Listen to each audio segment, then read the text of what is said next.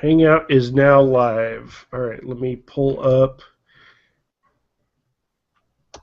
That should be it. All right, so I guess we're live now. So Hi. hi. I guess we'll. Obviously, we don't have no viewers yet, so I guess we could just kick off the initial fights. By the way, since this is all recorded, also the face you're seeing that kind of blurs in and out. I'm Ken. Obviously, we got Mr. Fred. How's it going, Fred? So, Well, there's Mr. Fred, and obviously Pat's here as well.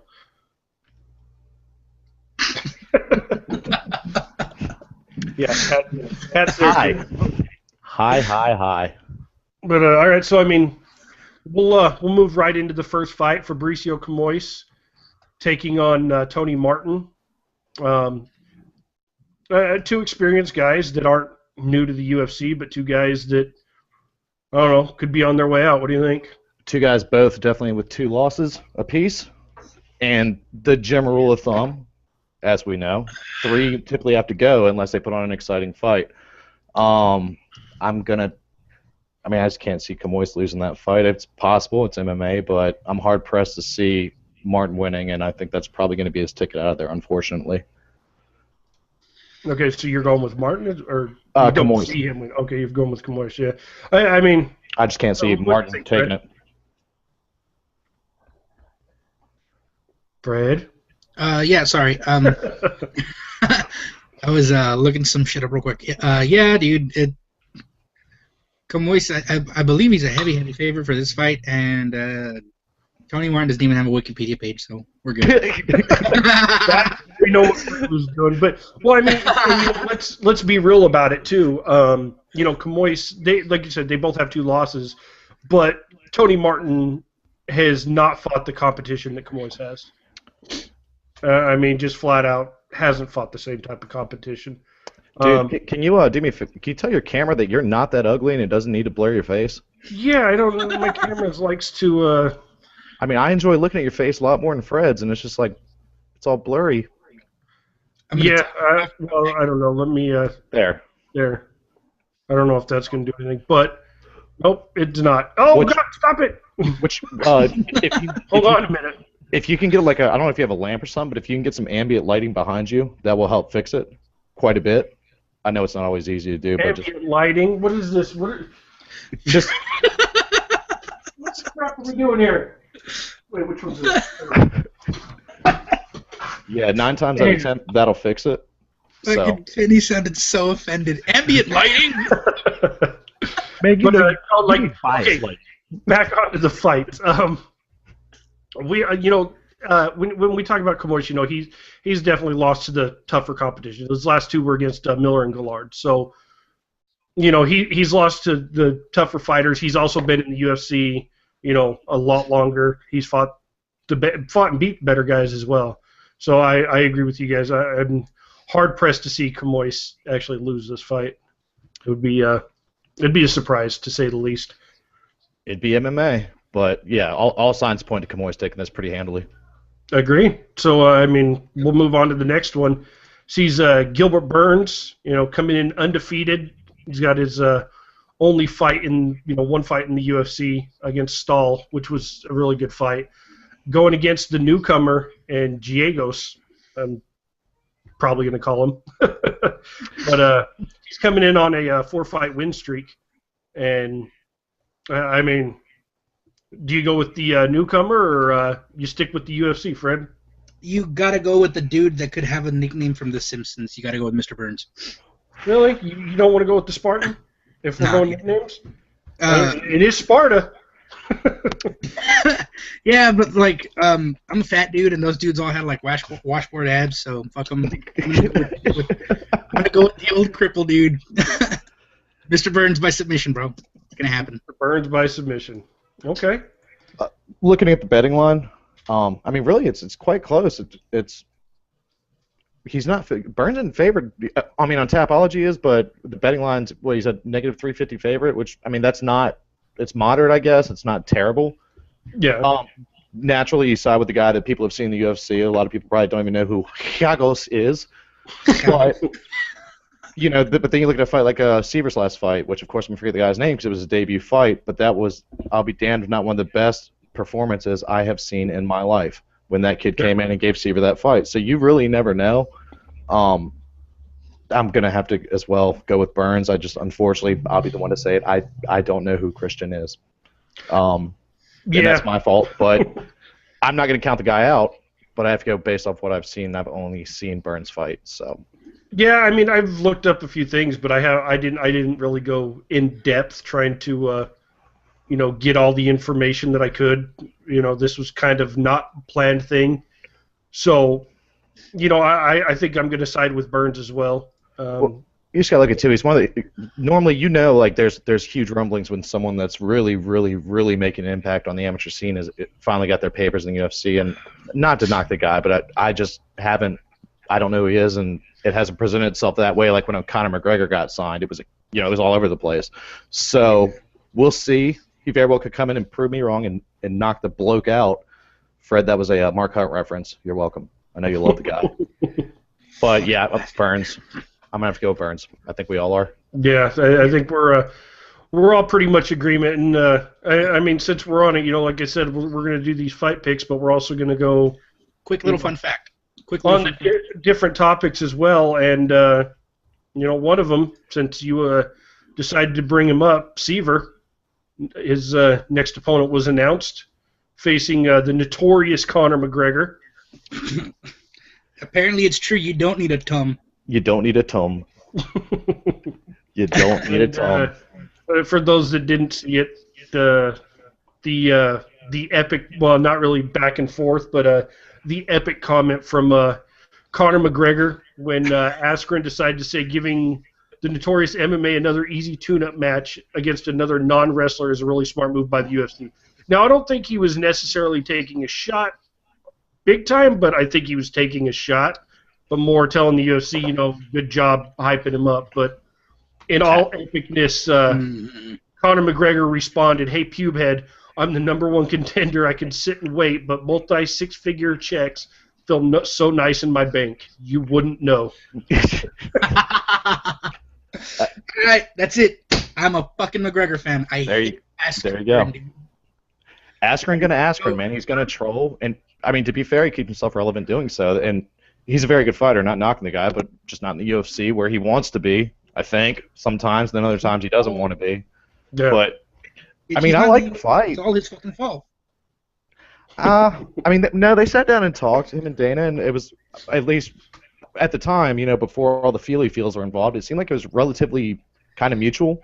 Dana just kind of seemed half-ass interested, and, Askren, man, he's wanting money, and if he can get paid better elsewhere, to be fair to the guy, credit where it's due, he's not a guy that's just going to fight in the UFC to fight in the UFC. If he can go to one and make a shitload more money, well, he's going to do that and then just troll on the sidelines. Like, I think we all saw it coming. It's just the way he is, man. He's a very opinionated and very stubborn and going to do what he wants to do kind of guy, and then rub it in other people's faces, the whole time. It's like when he wasn't finishing fights. Same thing there. There's no doubt that, like, that there's back and forth, and yeah, Dana has the right to sign him and all that shit and all that bullshit, whatever. But fact of the matter is, I don't give a fuck what anyone says. Dude, if you want a job with a company, you don't badmouth them. That'd be like me walking up to the McDonald's like, "Fuck you, the Whopper's better. Y'all niggas hiring." Well, Whopper is true. And the Whopper, the Whopper is better. I everyone knows the Whopper. Whopper wins this fight. But, big time. But that's not how you get a job at McDonald's. You know what I'm saying? Like, or you go Tito Ortiz and wear a Dana's my bitch shirt and you get hired right back when it's supposed to be your last fight. Exactly. It's Dana White, to be fair to the guy, man, he's an opinionated dick. But he'll say that. Yeah, and fame, but to your example, fame. He's proven, though. Ben Askren. Yeah. All right. You know what? We'll move on because I already know. Fred's hate for Ben Askren. It's unfounded, but hey, you got to do what you got to do. Right? All right. So we'll move on to the next fight. He's touchy-feely. Andre Touchy-Feely stepping in against Felipe Arantes. I legitimately think you got to talk so every time you see that. Big Pat. Oh, there you go, Touchy-Feely. Right in the feels, bro. Right in the feels. And it affirms that we're amazing at TNS and we get our work done early. Because it's not even invented yet, and this has been done for a week. Yeah, his nickname is kind of a fan favorite. Well, a TNS favorite. I don't know about a fan favorite. His music choice is a fan favorite as well. He's a metal guy, which you have to respect. So, Agreed. and he's gonna win the fight. Second round metal, bro. Second round metal. What do you think, Fredo? I agree with Pat. He's gonna win second round. Well, not second round, first round. That's the only thing I differ with. I know he's coming off a loss. Fuck, I can't English. He's coming off a loss, but so it doesn't matter. Exactly. That's what I was gonna say. Thank you, Pat. And well, he wins. Well, I'm hard pressed to agree with you guys. I like the guy and all, but I can't get on board with that. I have to go with Orontes. I think he's the better fighter. Yeah. He's fought the tougher guys. He's had more fights in the UFC as well. I mean, but look at him. Losing. I don't hold the loss to Holloway against Philly. I mean, he's not an easy out by any means, but he's not exactly high ranked either. You know what I mean? Who, Holloway? Yeah. I think his rank is extremely misleading. In my humble opinion, the fight with to be fair, the Conor McGregor fight, that's just fighting Conor McGregor, so I can't knock the guy because he seems to confuse everybody. But his fight with Bermudez, on top of his destruction of Feely, which I agree there, he's not ranked tonight where it would be but like his crushing of Akira in his last fight, I feel Holloway is he's top of the heap. I'd easily put him in the top 8 in my humble little opinion. I think his I can see top 10, but his rank just doesn't affirm it. I think he's a bit low, but I feel it's misled and misguided. But it is what it is, It's there for a reason. Yeah, but, I don't know. I'm generally a Feely fan. I like the touchy, but yeah, I think for this one, I'm gonna have to shy away from it and go with Orontes. Well, fair enough. I'm gonna bring this up real quick. And he's not a bad fighter, so. I'm gonna bring this up real quick. Apparently, according to Topology, Giagos is immortal. Really? Yeah, his agent fight is blank. Immortal. His what? His agent. His fight age? Yeah. Spartan Dracula, bro. Spartan Dracula. He's in the Halloween spirit, bro. Hey, we're getting there, Yeah, her. All right, so I guess we'll step on from there, moving right along to a good fight. Fall from grace, but yeah, it's going to be a good fight. I agree. Scott Jorgensen taking on Wilson Hayes. But fucking H's. Fall from grace for Jorgensen. He's not exactly been, what Scott Jorgensen was known for. He's coming off a win, but 3 losses prior to that. Great. Jorgensen's definitely getting old. He's not himself. I like him at 25, but at the same time, I'm sure it sucks for him at 25 too. But this fight to me, he's got to win this fight. It's tailor made for him, in my humble little opinion. There's nothing which Heiss or Reese's. Call him Reese's. Reese's Pieces, bro. He's a very good fighter. He's lost I think 1 in the UFC since. Yeah. But he was on a tear in Bellator as well. He's legit, not knocking the guy, but I just feel. Well, no, his Bellator, he wasn't doing so great. He wasn't. He was maybe. Well, let's see. Yeah, he was a 500 fighter in Bellator, basically 1 over 500. He did good in Matrix fights. Well, I don't see him.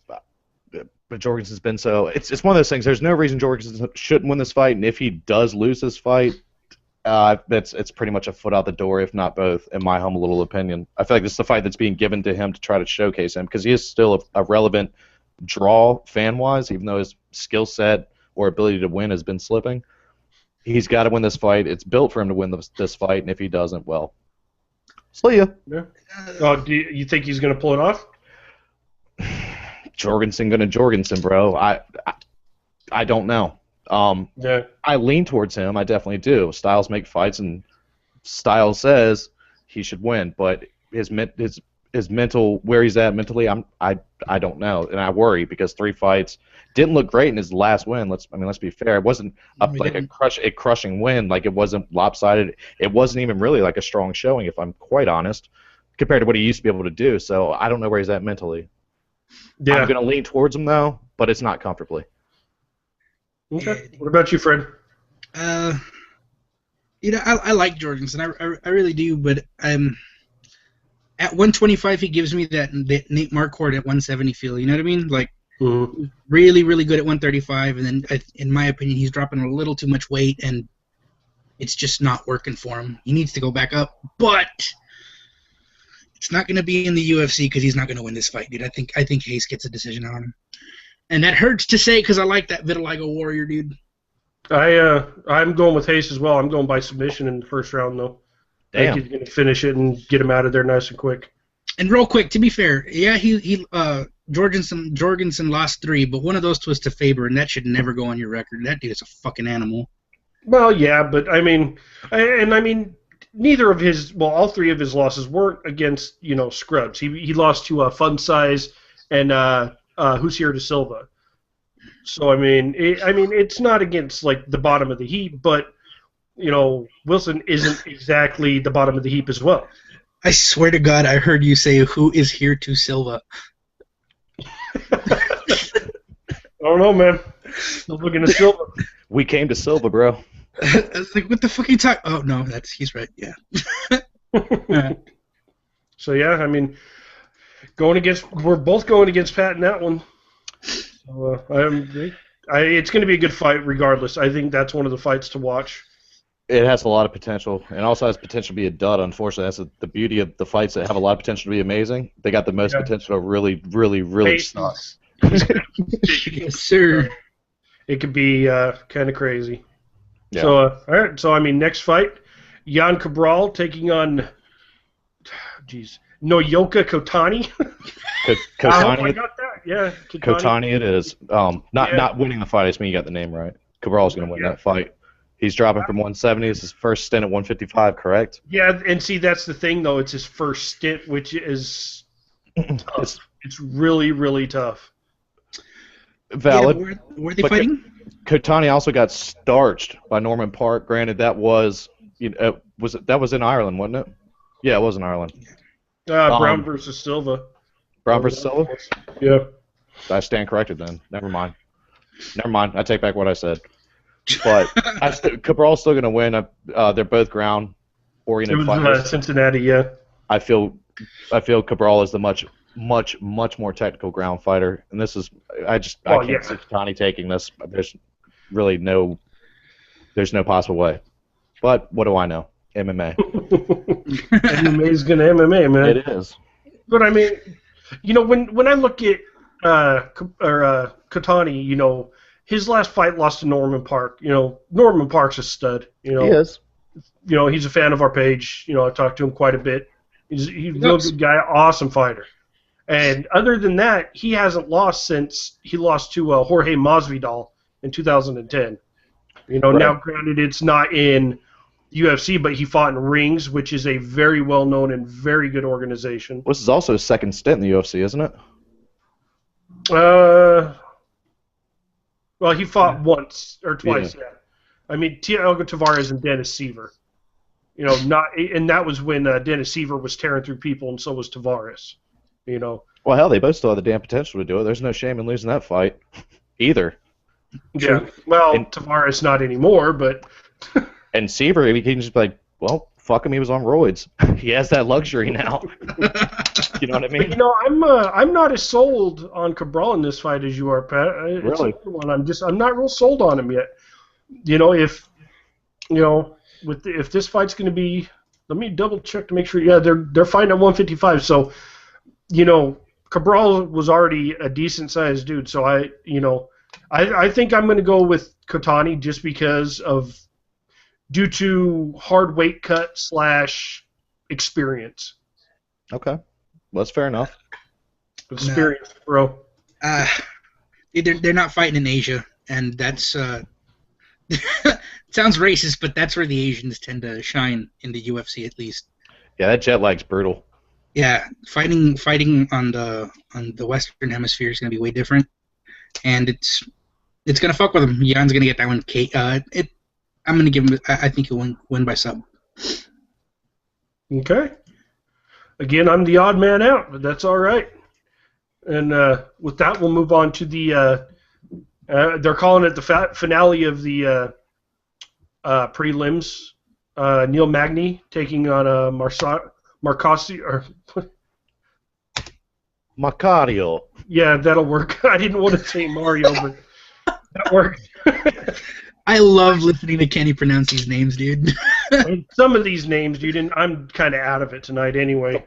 That's what happens with Brazilian cards, man. I look at them like often when I'm typing anything up with them, I have to type it like 4 times. It's like shit. I'm gonna make sure to be on the Mexico card so that I can pronounce all these fucking names, dude. I watched a little thing on them all today so I could make sure I had the names down because that's what I usually like to do. But like I said, that was early this morning, and it's just completely out of my head now. But you know, this has been a fight that's kind of been talked up a little bit. I mean, I think it's going to be a really good fight. Yes. And little known fact that our new admin posted up today on the page is Neil Magny coming into this fight is going for 5 wins in the year. If he wins this, he will have 5 fights and 5 wins in this year. Neil Cowboy Magny? Neil Cowboy Magny. Why do you got to bring up Cerrone, man? Why do you got to do it? Hey, you know what? Cerrone's going to tie the record too. Boom. Hopefully. Hopefully. Yeah, I like Magny in this fight. Both very good stand-up. I feel Magny's a veteran. I feel he's a bit more gritty, a bit more able to deal with. I'm not gonna call it punishment, but I feel his heart's really going to be what kind of sets this fight aside. I think it's going to be a very close, contested, and exciting matchup, but unfortunately, it sucks too because Macario. Hopefully, I am saying that right. Macario Masario, whichever. He's really proven himself and kind of ended up being this. Just call him Paolino. Sure. And of course, your mic kind of cut out when you said it, so I honestly. Paolino. Oh, it's like if Lito smoked pot, it'd be Potolito. Done. Got it. Word association. Or if you put him in a giant pot to cook him. Boom. He's really impressed me a lot, actually. Dude, he beat Bobby Volker, and that's no soft tag. Exactly. That's not an easy thing to do at all. He's got a lot of potential. He's got a bright future. I think right now Magny's just veteran status, and his ability to grind and really tough it out is going to be what secures him this win. But it won't be a bad showing for either man, my opinion. But I'm going to use Magny decision. I agree, Magny. One thing real quick. Go ahead, Fred, because I got to look this up. I found a interesting fact earlier when I was going through fights and breaking them down. Oh, never mind. I found it already. You have to wait a second. The first fight of the night. The first fight of the night with Camois and Tony Martin. You know, we were talking about, everybody going with Camois. Right. And when I was going through looking at his stuff, like I said, he fought Gleison Tebow and lost to him. You know who he fought in his second fight? Who?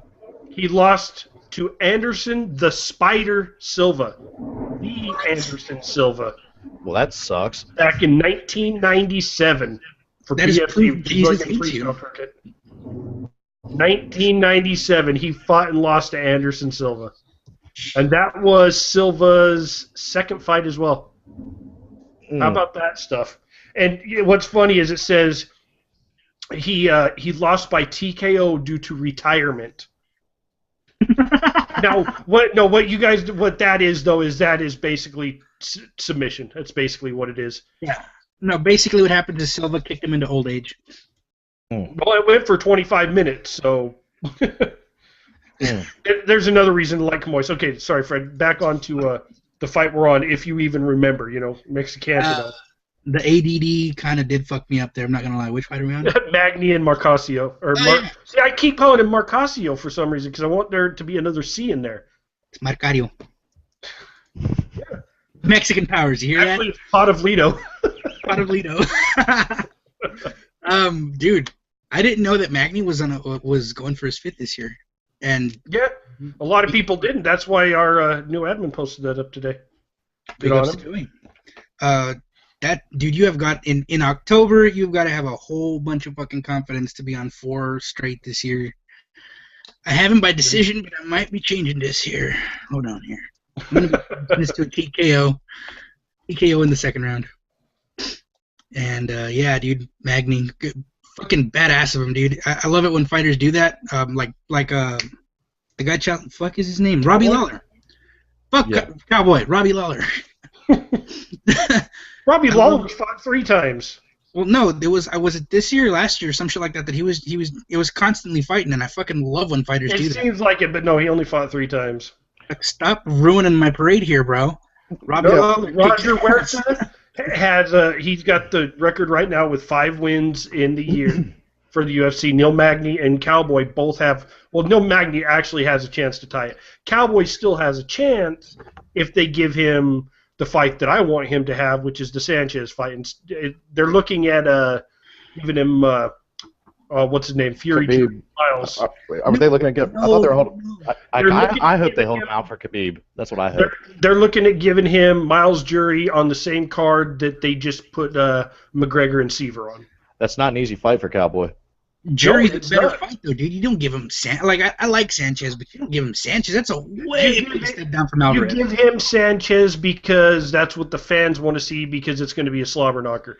You give him Jury because that's what he probably wants because that gets him a title shot if he wins that fight. Yeah. You cannot deny a title shot to him if he beats Miles Jury. You can't. There's no way. 5 fights in a row, including 2, 3 fucking guys in the top 5. 2 guys. Cub Swanson disagrees with you. Well, Cub Swanson's going to get the next shot. If Yeah. you know, Dude, If He he was supposed to wins, have he'll it now, get though. he'll But he get the next shot. but he was promised it already. So really, it's one of those things where you never know. Khabib could come back and run his mouth like he has been away from the scene. But Problem is with Khabib though, I think Dana's on to him. I love Khabib. I think the dude's probably a future champ, but he's not fighting. He hasn't been fighting. He's not anywhere near a title shot. He's further from a title shot than he was before. Khabib needs to give Koscheck his hair back. You need to stop hating on the fucking wig. Or the hat. Excuse me. It's a hat. It's not a wig, it's a hat. But no. To go back, dude, you can't. There's no fuck fans. There's no fucking way you can go from Alvarez to Sanchez. The fans want to see it because if The it's a fans save a are card, high. if it's a save a card, man, I mean it's always different when it's like that. Well, Whatever yeah. would normally make sense, like Dana will forego a to save a card kind of deal.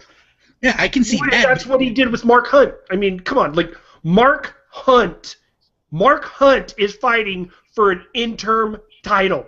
But who else really deserves Mark it right now? Hunt. Stipe did, but Stipe and JDS are books. So really, man, let's be fair. If you take who else deserved it more? Giving him the fight. I can see him getting the fight, but as an interim title shot, no. I love Mark Hunt. I think Mark Hunt is a god. Dude should be on Mount Olympus. But no. Who else?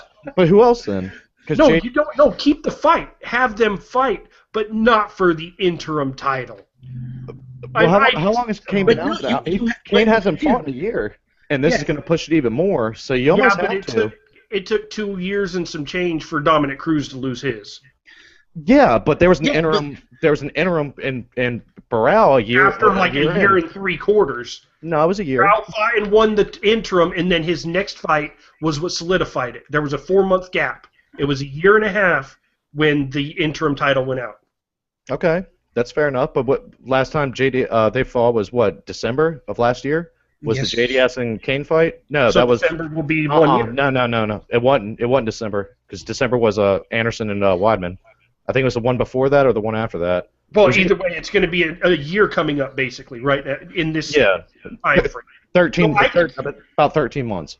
See, give let that fight happen because I'm curious. If I think that if Verdum wants that fight on the ground, he's getting it there, and it's going to be over really quick. Yes. But give it the fight, but not for an interim belt. Okay, but It just makes no sense. Okay, fine. But Verdum already had it. Yeah, you're gonna make the fight, but you can't snub Verdum for not getting hurt. You have to give him something there. Yeah, it's a double whammy, dude. Where it's like, number one, yes, I agree. You can't snub Verdum. You gotta give Verdum a goddamn thing. That motherfucker decided to sit on the sidelines for how long, waiting for a shot? You ain't gotta give him shit. He was doing the Ultimate Fighter he was doing the Ultimate Fighter in Latin America. He actually stood out saying, "I am waiting for my title shot." That was exactly what Daniel Cormier's doing it. Gustafson's done that. Cub was gonna do it, and then. Yeah, but not for the same amount of time, though. And I can't get on board with the interim title thing. Wait. Verdum has been sitting out. His last fight was in April, and then he filmed. No, Fred, you got to MMA more, bro. No, it was no. Before that fight, he had said he is sitting out waiting for his title shot. He sat out for 4 or 5 months. And then Dana White said, you fight Brown, you beat Brown, you get the shot. He was going to sit and wait until he was given the title shot. That's exactly what happened. But instead, this is not being made up. Okay, I can see that. But the point is, he took the Brown fight, won the Brown fight, filmed tough, and now he's fighting, and Kane got hurt. You can't say, fuck it, dude, you're taking Hunt. Well, really, in my opinion, doesn't. You don't have to give a interim title out, though. You do when the champ's been gone a year and might possibly gone another 9 months, man. Dude. Because it hasn't been done before that quick. I don't agree with it. It's whatever. I mean, I understand what you're saying, but it's just like at the same time when you get if it was JDS, if this was if this fight happened right after JDS crushed Stipe or something, then I'd agree with you because there's no sense giving JDS a shot. Nothing's really changed in the division, but Stipe's been killing it. So you have a contender now. Well, actually, you have two in one fight, but let's call it one. But then Stipe, if he wins, that's a guaranteed title shot. He's already been promised. I'm not saying he's going to win, but it could happen. You think JDS beats Verdum again? Yes. Yeah. Me too. JDS doesn't lose to anyone. JDS, dude. To be honest with you, I see Verdum winning this fight, but it won't shock me if Hunt wins. I'll cry. Verdum destroys him on the ground. Destroys him on the ground. We agree there. I think everyone does. But Mark Hunt is not an easy man to take down. I'm just throwing that shit out there. People keep saying that, but he gets right back up somehow, because there's been good dude. Struve. I know he's not the biggest guy, and I know he's not the best example to use here, but that dude has held down everybody else.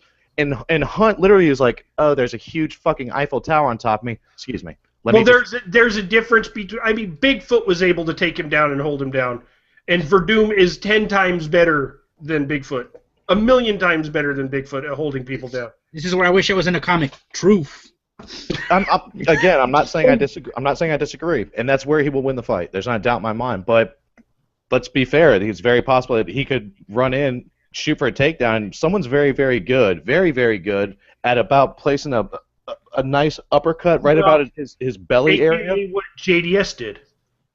No, because that was a full-on wing and punch, and he was just ducking down. But if he shoots this way, dude, Hunt just got this it's a punch that. Can you even see my fist as I get ready to fist you? He does this shit, but down at his hip, which is it's the one that knocked out fucking Big Country as well, just up a little higher. It could happen. Just saying. No, it could happen, but I think it's an interesting match. Verdum, I picked grabbing him, and it's over. I picked Verdum in the fight, but I think it's I don't know, but I'm also going to base off what I read when the fight was announced. It seemed a lot of people weren't interested, and it was just a squash match, and it's not. No, I wouldn't say that. But, one thing I will say, last thing on this fight, and then we'll move on to our picks. The whole Mark Hunt and the weight thing. To those that watch this, I am tired of hearing people say, oh, Mark Hunt cut 22 pounds in a day. No, Mark Hunt cut 16 pounds in 3 days. Yeah. Okay? The day you're listening to Kevin Iole. That's your first mistake. Kevin Iole is a fucking douche nozzle. Okay? Douche nozzle? Why people listen to him, I will never, ever understand. And You know what? To be fair, I'm not gonna say the guy's name or anything. But there is a guy on our page that likes our page that works with Kevin Iole. Even he says Kevin Iole is a douchebag and doesn't like him. Okay, just stop listening to him. It was 16 pounds over 3 days. Yes, Mark Hunt right now is 300 and something pounds, coming off of an ankle injury. If you have any question that he's going to not be able to cut these 20-something, 30 pounds in 3 weeks, you need to check yourself and realize who you're looking at. Yeah, he needs to lose 37, and it looks like, there's an interview asking, despite the fact he only got a little over 3 weeks to prepare, he's like, don't think I hesitated at all. Only challenge is making weight. But he said this on his last one, too, and he made the weight fine. I think he says that, but he's never had a problem making weight. This ever. Is Mark Hunt, who is like, he's unlike a lot of fighters. When he's done fighting, he is stuffing his face with the worst food imaginable. He's drinking, well, not drinking, like drinking, but like drinking whatever he wants. Yeah, if he stops eating if he stops eating KFC, which I guarantee you he's done now, and I'm not kidding here, this is how much the man loves KFC, that's probably about 20 pounds of it right there in 3 weeks. I'm not kidding. Man loves KFC. And see, that's all he does is you'll see the difference when he's getting ready for a fight and when he's not. Absolutely. Follow Mark Hunt, you will see it. This dude will have no problem cutting the weight. He never has. He'll show up in the same shape that he always has, round, and he will do good. I agree completely. He will do good. He'll do good. Mark Hunt does. He did good against JDS. For what it was, I mean, let's be fair. Everyone knew he was probably going to lose, but he showed very well. Same thing here. He's set up for failure in this fight. He's a foregone, going to lose guy. Everyone feels that way. And I to a degree, he's got nothing to lose here, but that's also what makes him super fucking dangerous. And, I mean, aside from the concrete he apparently puts in his gloves, but... Yeah. Yeah, I don't like Mark Hunt, dude, but hey, respect where respect is due. Aside from Kane, he's given JDS, I think, the most problems that he's had in the heavyweight division in the UFC. Bar none. He ate JDS's biggest shot I've ever seen JDS throw. Yeah, it's not like a fucking gunshot. And he just fell. Got by a bullcrap leg kick. Well, I mean, but if you look at the way he was heavyweight fucking wheel kicking him in the face. No, his calf hit him in the top of the head. But he got stunned badly with a shot right before that too. Exactly. So, and that was an accumulation of punches kind of fight where I feel it's not that there was a ton of them, but the ones they hit were so fucking hard throughout it that dude, he was on Queer Street. Well, it was first hit. And I feel that affected him. It's like a Forrest Griffin getting knocked out by Anderson by Paul. That's exactly what I was going to say. Even whatever, like earlier in that fight, like Pat was saying, fucking JDS hit him so hard his fucking wife felt it, dude. I guarantee you that happened. Yeah. His head should have been in lower orbit. Yeah, dude, it sounded fucking vile on TV. I can't imagine what the fans felt, dude. Yeah. Like, hear that shit, they're like, well, his face is broken. It's cool. He needs a new one. And he turns around and starts throwing back. That's what Mark Hunt does. But Mark Hunt don't give a shit. Mark Hunt. Yeah. Mark Hunt don't give a shit. I just want to see atomic ass drop. That's all I'm saying. I just want atomic Mark Hunt ass drop, and I'm happy. I just want to see him pile drive someone. That would be pretty cool. Yeah. You're not allowed anymore to the rules. Move on to our fight picks since we went off on another tangent. Carlos Diego Ferreira taking on Benelli Dairouche. Ferreira. Sub. First, second round sub. Ferreira. I'm not really going to say much more. I mean, nothing against Darius, and he's actually shown quite well, but no, I can't. He's actually done really well. I mean, second round. I like the guy. I know, but unfortunately for him, he's facing someone that I feel is going to... I mean, it doesn't say much when you beat Charlie Brenneman. I mean, it's Charlie Brenneman. He still feels what Rumble did to him. He's still hurting right now from that. Yeah.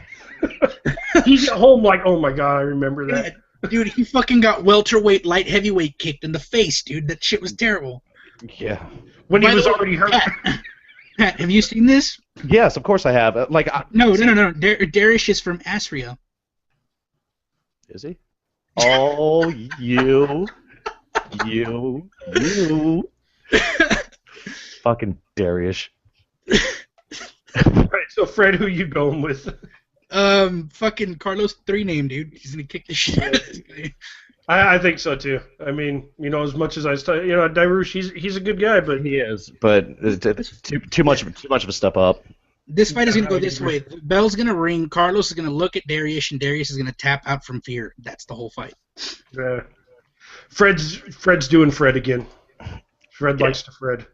Sometimes you got to Fred it out, bro. Who the fuck is Fred? Sometimes you got a Mexican, bro. You do that enough.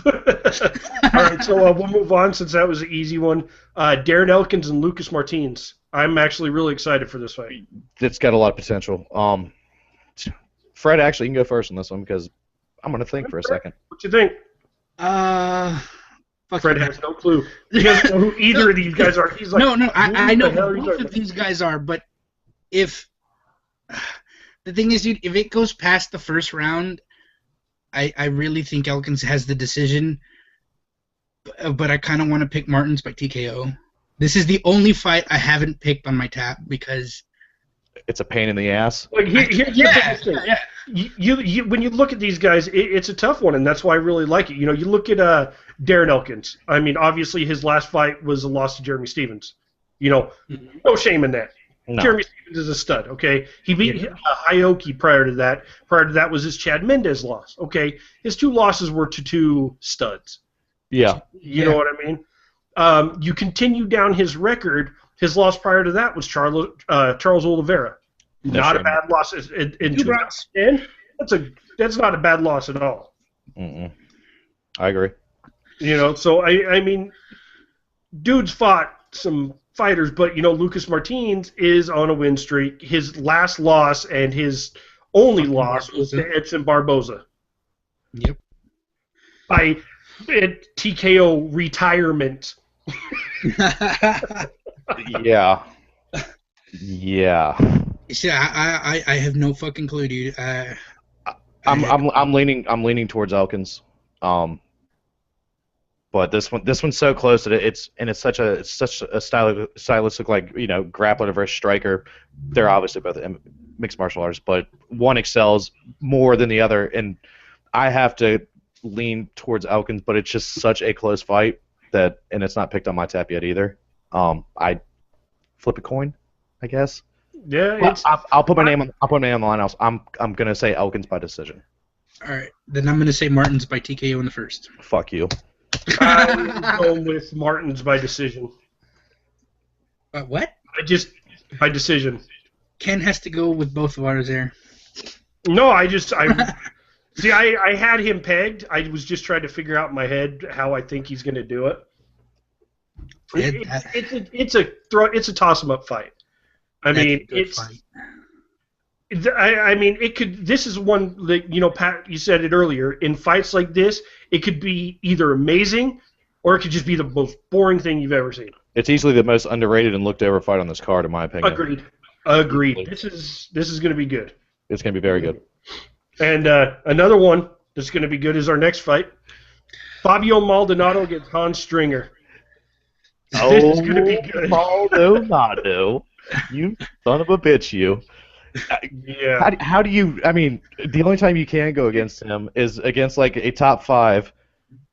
But you almost have to say he's going to win, or a heavyweight. If you're like, dude, no, but Maldonado's going to win because they're going to get so tired of beating the shit out of him, and he just goes nowhere. That they're just like, you know what, man, fuck this, I quit. Like I want to go get a Gatorade. I've every amount of electrolytes that I had is in that man's face now. His Terminator fucking face. That just eats shots like it's goddamn Fred eating chicharrones. Tacos. So it's just like, how do you not? And see, here's go ahead. Look at this. You know, Stringer, most UFC fans aren't going to know who he is. You're not going to know him unless you watch him, you know, watch the up-and-coming fighters. This is a guy that's been hyped for quite a while. Came into the UFC and won his debut. You know, split decision. I didn't think it was split. I thought he clearly won the fight. That's me. Oh, I agree. Yeah, but, I did too. You know, this was a hyped guy, and he can take some punishment as well. And he can dish it. He's got dynamite in his hands. He just doesn't have the athleticism. This is Maldonado. Exactly. Glover couldn't knock him out. Well, TKO'd him, but yeah, I mean, Glover. That was a doctor stoppage, dude. Like he gave him everything in the first round. Like that should have been death. Anybody else would not be here. They would be dead, literally dead. And Maldonado looks at the doctor like he had just slaughtered his child. By stopping the fight. Like, Joey just made a good comparison. Fabio Maldonado, light heavyweight Korean zombie. Can see it. That's I can see it. I was gonna say a slower Miocic. I mean, that's my humble opinion. He packs dynamite, good striker, but he doesn't have the athleticism of Miocic, and I feel he doesn't that have the gas tank. Holy agreed. crap! Maldonado what, shines dude? at 205, man. He just he shines at 205, and when I say shines, I mean his face shines with fucking black eyes, and but he wins. How are you supposed to have a gas tank getting the shit kicked out of you for 45 minutes, dude? I still, you know what though? I'll jump on the wagon. I'm still picking him. Stringer or Maldonado? Maldonado. Oh, easily. That's what I'm saying. I'm gonna pick him. Everything I just said was to say he's gonna win. He's gonna win quite decisively. He'll get hit in the face a lot. Yes. He will look at the guy like, why would you do such a terrible thing? I mean, terrible for you, not for me. Like, here, get tired. Beautiful boxing from Maldonado. He's a beautiful fucking striker. His body shots, in my opinion, are some of the best in the division.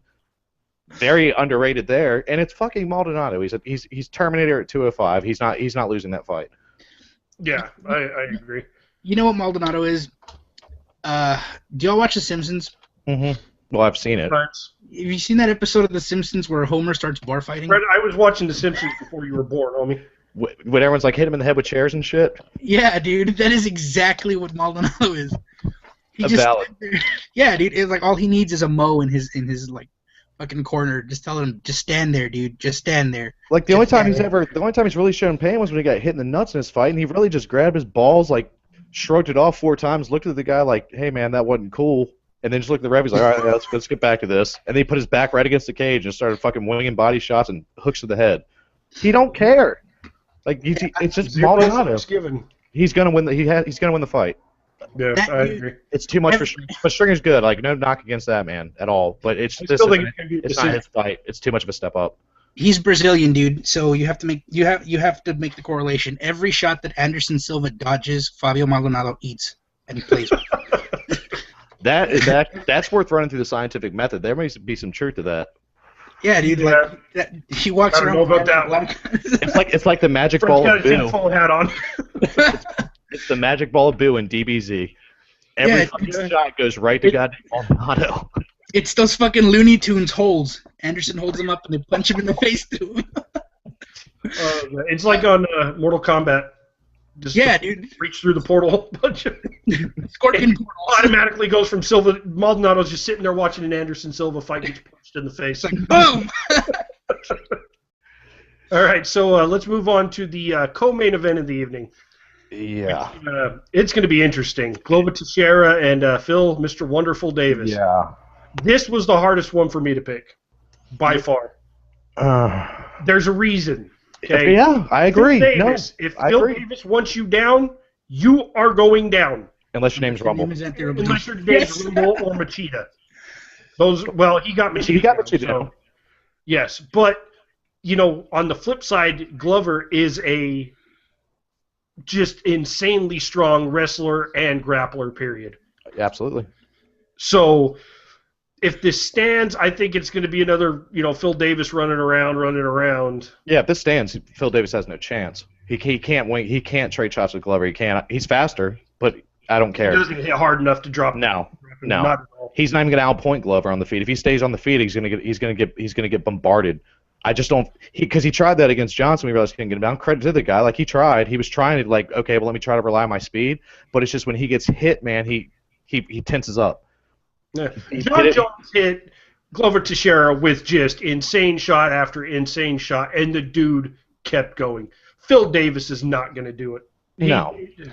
I can see him trying to do the dirty boxing thing, but I think after the loss to Jones, Glover's kind of learnt himself a few things. Yeah.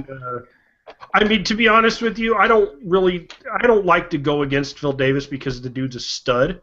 Absolutely. But I think Glover's going to finish him in the first round, maybe the second.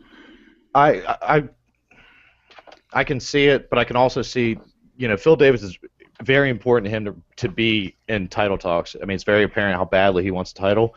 And after his showing, because his showing against Rumble was fucking terrible, and that takes you completely out of title talks. When you get owned that badly by someone, And I don't care. I don't care if it's the number one. If Jones owned him that badly, like there would be no talk of a rematch kind of deal. The number two owned him.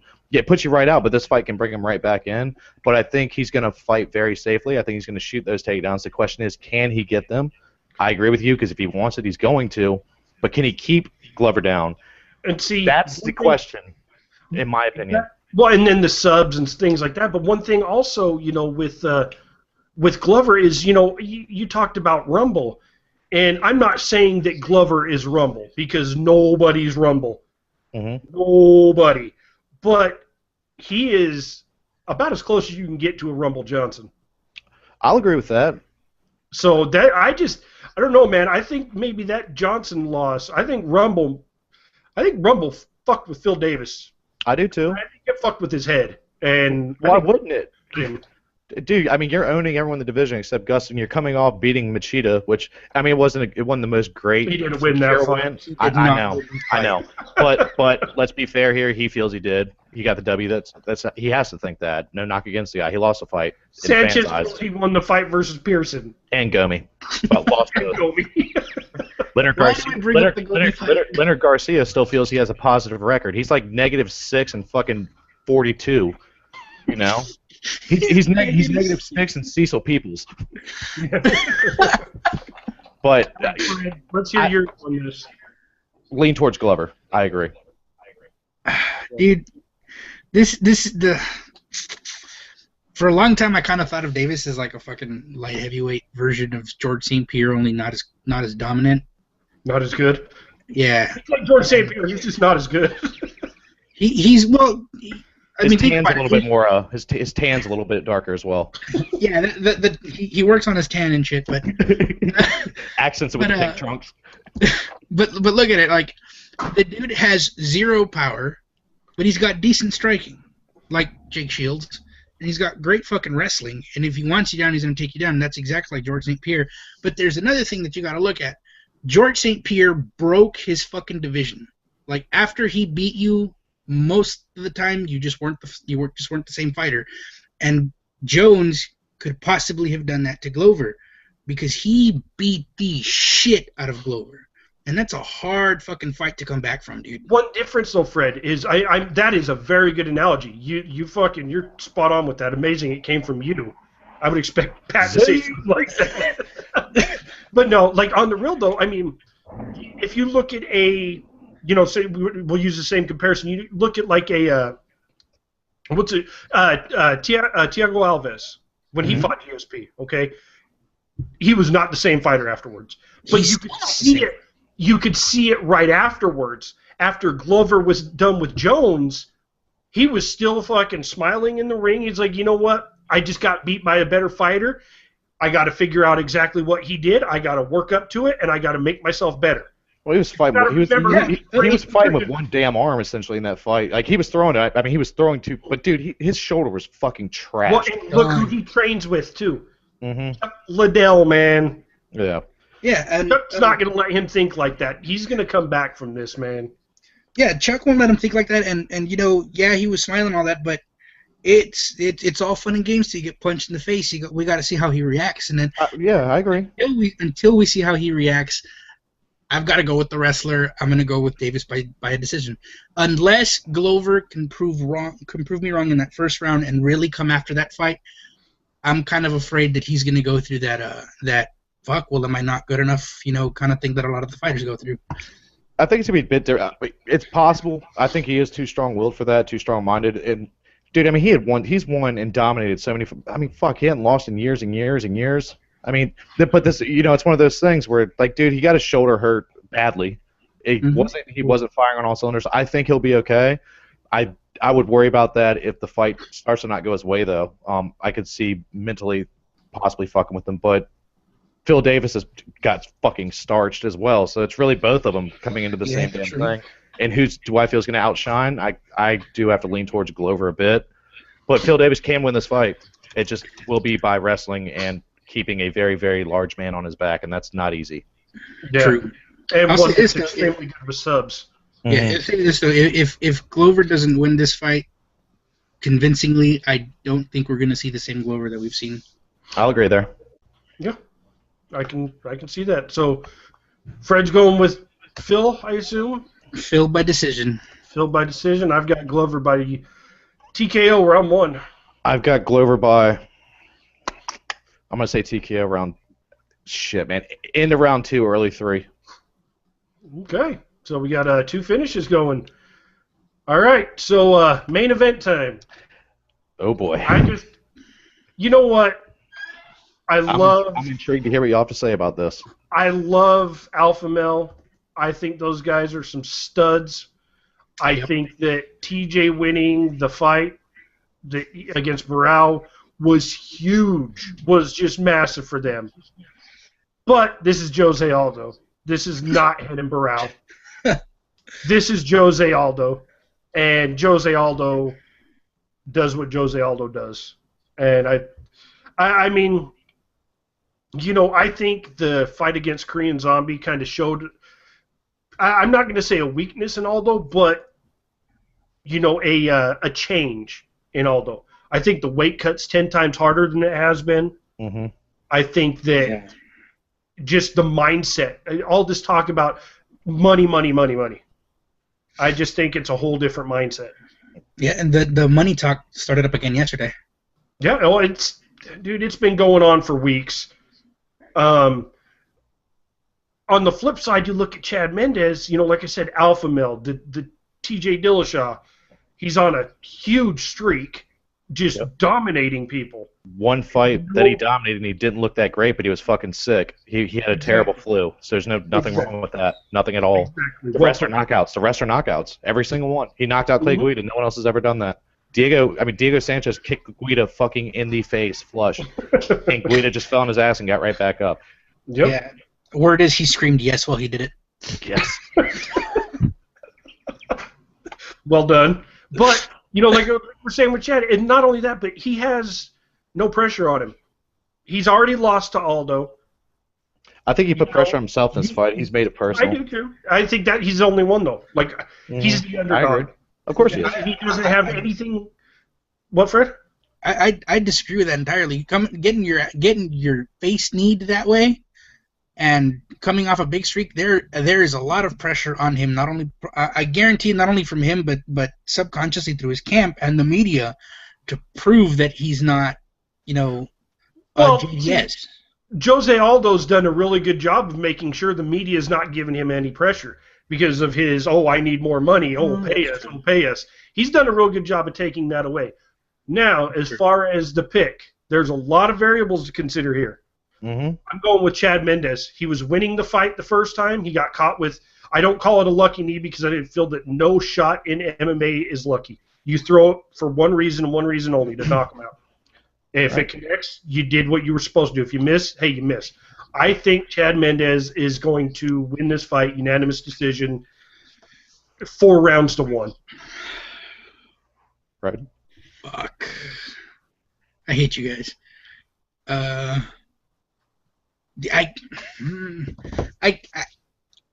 can't. I don't see Aldo losing at 145. I don't see it. Like I'm just looking at his picture on tap, and I'm afraid right now. You know what I mean? Like my legs. Like my leg is spasming as we speak. Yeah. But dude, I mean, I'm a big TNS make fun of me for, like, you know, UFC dude, whatever. I really love the fucking Alpha Male camp, dude, and it hurts to go against them, but so don't. I can't fucking pick against Aldo. Aldo's like, yeah, you can. Aldo's shown weakness. He's not. He's not Korean Zombie was doing work. Be real. He was doing work. Hominick beat the shit out of him for a round in his first UFC fight. Let's be fair. Aldo's elite, but Aldo is not unbeatable. Lito has gotten in your head. Yeah, I agree. There is a difference between being Lito in a pot. I just want to water him to see what happens. You know what I mean? You're what happens if you water Lito, Fred. There's a big difference between taking a round from somebody and taking a fight from somebody. He didn't take a round, man. Fucking Aldo I'm not gonna say gave him that round, but Aldo couldn't do shit, man. His gas tank it's terrible in rounds 4 and 5, and it's the weight cut, and it's only gotten worse. I'm gonna let you finish. Continue. I'm sorry, because there's gonna be about a 5-minute Pat rant about how this fight's gonna go. Not in a bad way.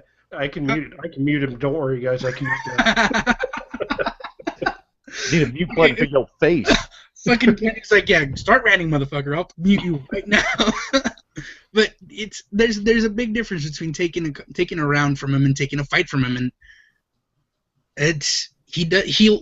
Aldo has shown that he can lose a round. Aldo has not shown that he can lose a fight. Okay, that's fair enough. And dude, Well, I mean, the leg kicks, man, they hurt. They hurt. well, you know, he's shown he can lose a fight. Let's be real. You know, he's not undefeated. It's a matter of time for everybody. He lost 38 years ago, Kenny. Dude, he lost before you were born. Yeah, he lost before he was born. Get real. You wonder why there wasn't twins? Yeah. Came out the womb with his hands raised. That's kind of insensitive. I apologize. Because Aldo won the rematch. That's why there's no twin. But if it's the truth, like, dude, he came out with his hands raised looking for Bruce Buffer, and then he slapped the shit out of the doctor for not having Bruce Buffer there to announce his win. That's actually not true. I have it from an inside source that he was born and leg kicked the doctor into submission. The doctor had to be tended to in the emergency room. The doctor delivered the baby and was immediately rushed for ACL surgery. Can you picture a little baby Aldo coming out of the womb and just like getting his cord cut and then just getting up on the table, leg kicking the doctor, and then just doing his thing where he does that shit? Does a little shake, then jumps off the table and runs into the crowd. And then he raises the wrong flag with the wrong soccer club and gets booed. So he just kind of like, oh, I never had that. I'm going to never had that flag. Dude. So how does he win then, Fred? Hold on, I got Fred's Polito right now. He can't breathe. Right in the feels. Touch of Philly got him. I had my fucking tap card up. And Aldo's looking. Aldo's looking to the left. And Pat's like, can you imagine fucking Aldo, whatever? And I looked, and Aldo's got this like, I'm not amused, Pat. Look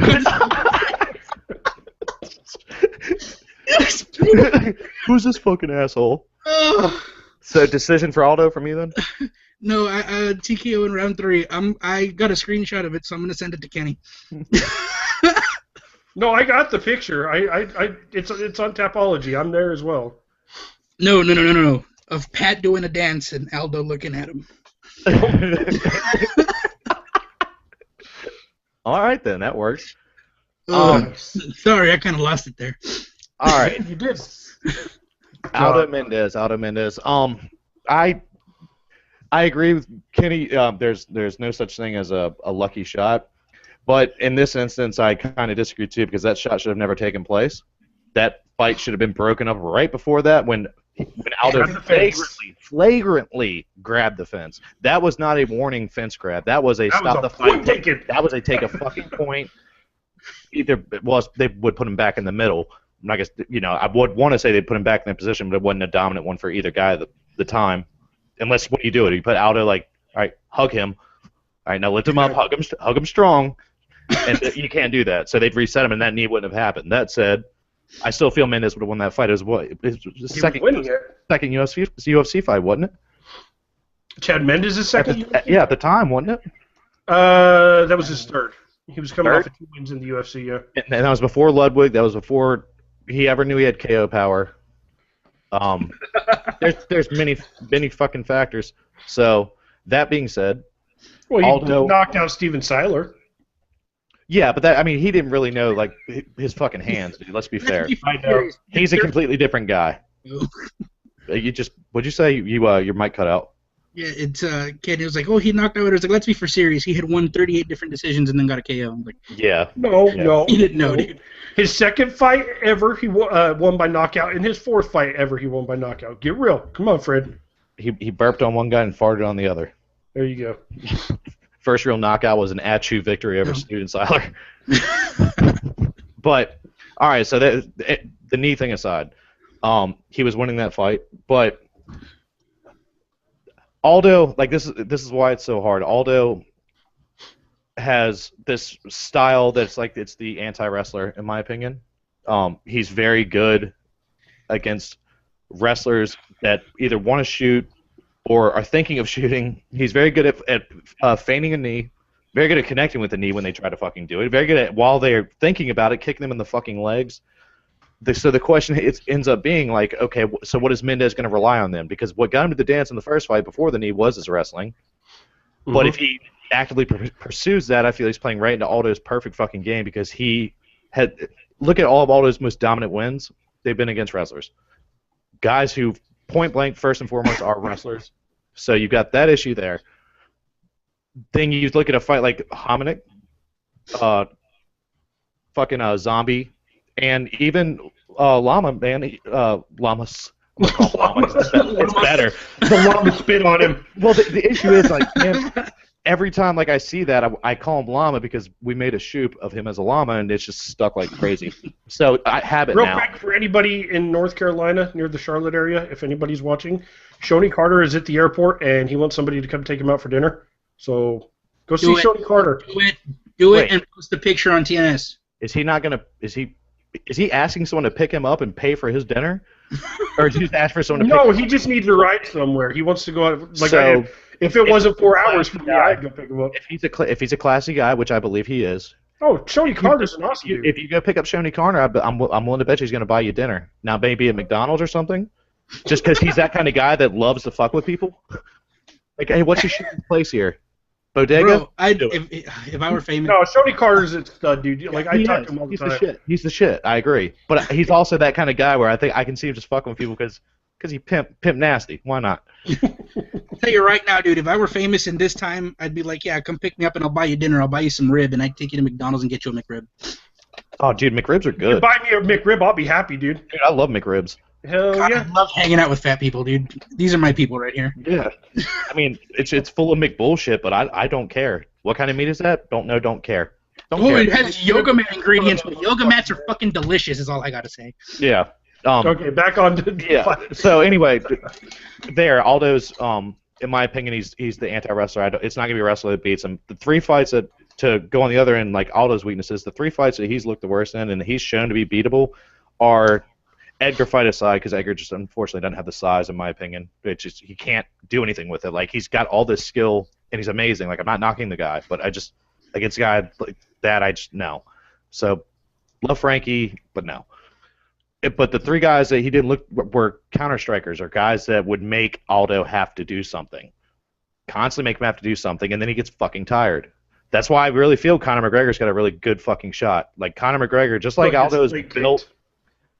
Man, like he's terrible at checking leg kicks, but I think it's because at this point he hasn't had to. Like, really, he hasn't had to yet. It's not good that he's just doing it. I'm not saying that, but he hasn't had to. I'm not going to say Conor's going to win that fight if it ends up being the fight that happens. You're the one on the rant, not me. I just said leg kicks. It's one of those, but it's one of those things, man. Like, it's going to be a lead that's going to beat him. So Mendez does have that ability, though. If he doesn't focus on his wrestling, if he pulls a TJ Dillashaw type of fight, he could do it. Very, very easily. It could easily happen if he plays his cards right, but will he? I'm hard pressed to say, because if he gets kicked in the leg fucking twice, he's gonna go right back to what he knows, which is wrestling. And I just don't see him doing it. I'm gonna really half-ass go with Aldo. I just feel he is so good at beating wrestlers, and I really do feel he's got the alpha male guys figured out, that he's not gonna brow it. But at the same time, his mind is everywhere it shouldn't fucking be when it should be on Mendez, that I can also easily see Mendez shining through. And again, the Dillashaw thing, as Kenny said, that's huge. I think that's really not thought about by a lot of people of just how fucking huge that was for alpha male. If people thought Ludwig was huge for alpha male, Dillashaw winning that belt's going to do just as much, if not a bit more. Because they were what, 0-4 against Unyao guys before that? Two with It was like 0-3 or 0-4. I know he was the first one to beat a Unyao guy for a title. Hold up. It was Joby won twice. It was Mendez, Faber. Faber twice. Faber twice against Burrell. So that's 5. Yeah, all right, well, there you go. So to be the first one to do it, and to do it the way he did, because I'll be fair, man, Ungyao guys haven't looked that good in their victory over alpha male guys.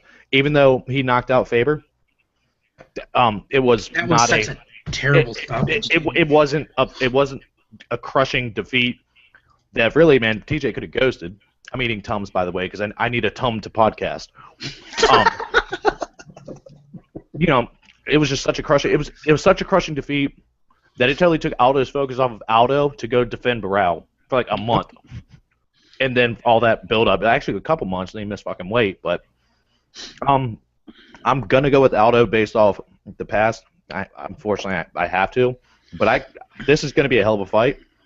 That's either gonna end very quickly or end late and be a damn razor close decision that could go either way. And Mendez has every ability to win this fight that he's not getting credit for. But we'll see. That's a very good point, dude. If you have any sort of stake in the fight game whatsoever, there is no fucking way that anybody should be saying that this is an easy fight for either dude. Mm-mm. Those two dudes are fucking killers.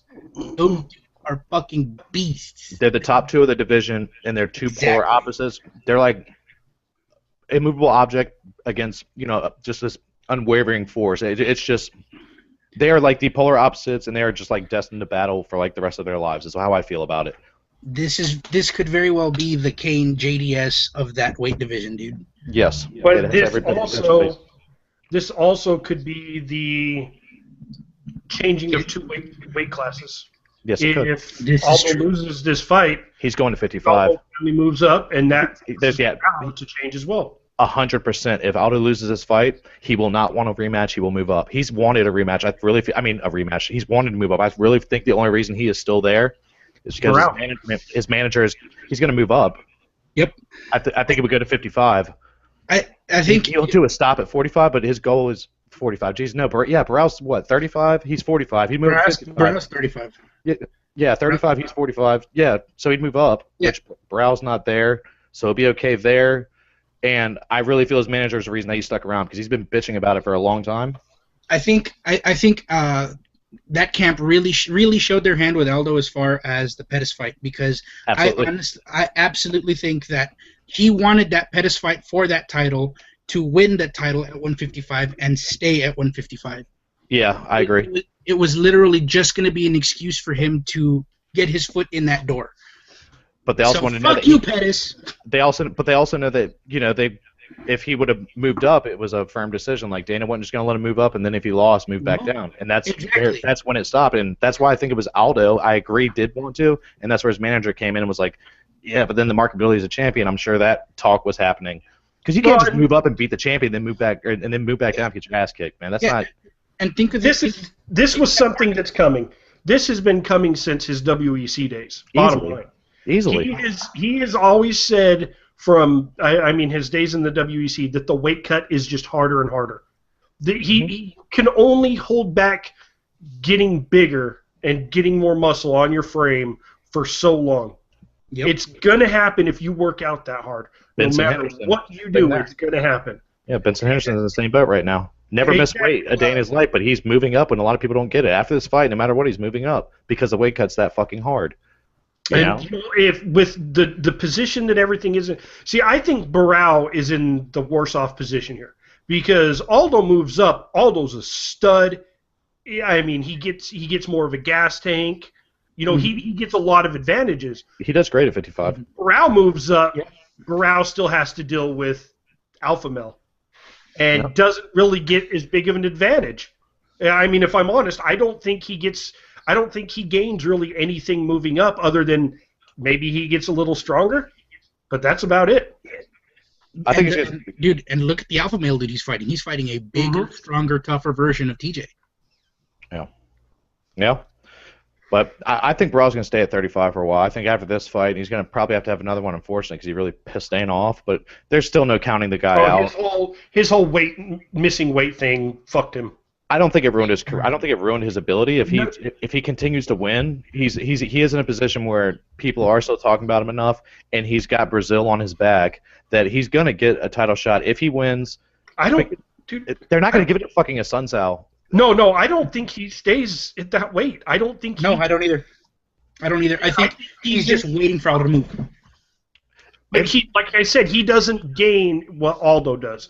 Aldo gains a hell of a lot moving up because he doesn't have to cut that weight no more. You know, that gas tank's going to be a lot bigger now. But Barao has a gas tank. Barao has the skills. Why you got to flip me off, Pat? I saw that. Oh, yeah, I saw that. It is what it is. But, you know, he's got, you know, Barao's got the gas tank. He's got the skill. He's already a strong guy. Moving up, okay, he's going to gain a little strength. I'll give him that. But that's it. And I'm sorry, but Chad Mendes, dude, if he wants Barao on the ground, he will put Barao on the ground. Barao is not Aldo. He got Aldo to the ground. Chad Mendes will put Barao anywhere he wants, and that's a guarantee. If he wants him on the top of the cage, that is where he'll sit him. He will put he's throwing him over the cage. It's the Royal Rumble.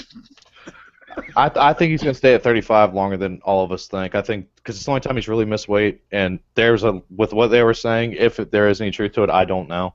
But he's at 35 now, and I feel if it was an honest guy, like, dude, there's issues with you making fucking weight, I feel like he wouldn't be allowed to fight at 35. Dana would have told him 45 or bust. Like, I'm not ever trusting you again.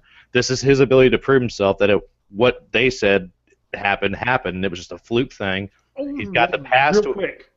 Sorry, I don't mean to interrupt you, but that actually brought something into my mind, and I don't want to forget it. The one knock I got to give our new admin there, Joey. I already gave you your props, and I got to give you a little shit. He was there was a fight announced today. Well, it's been announced.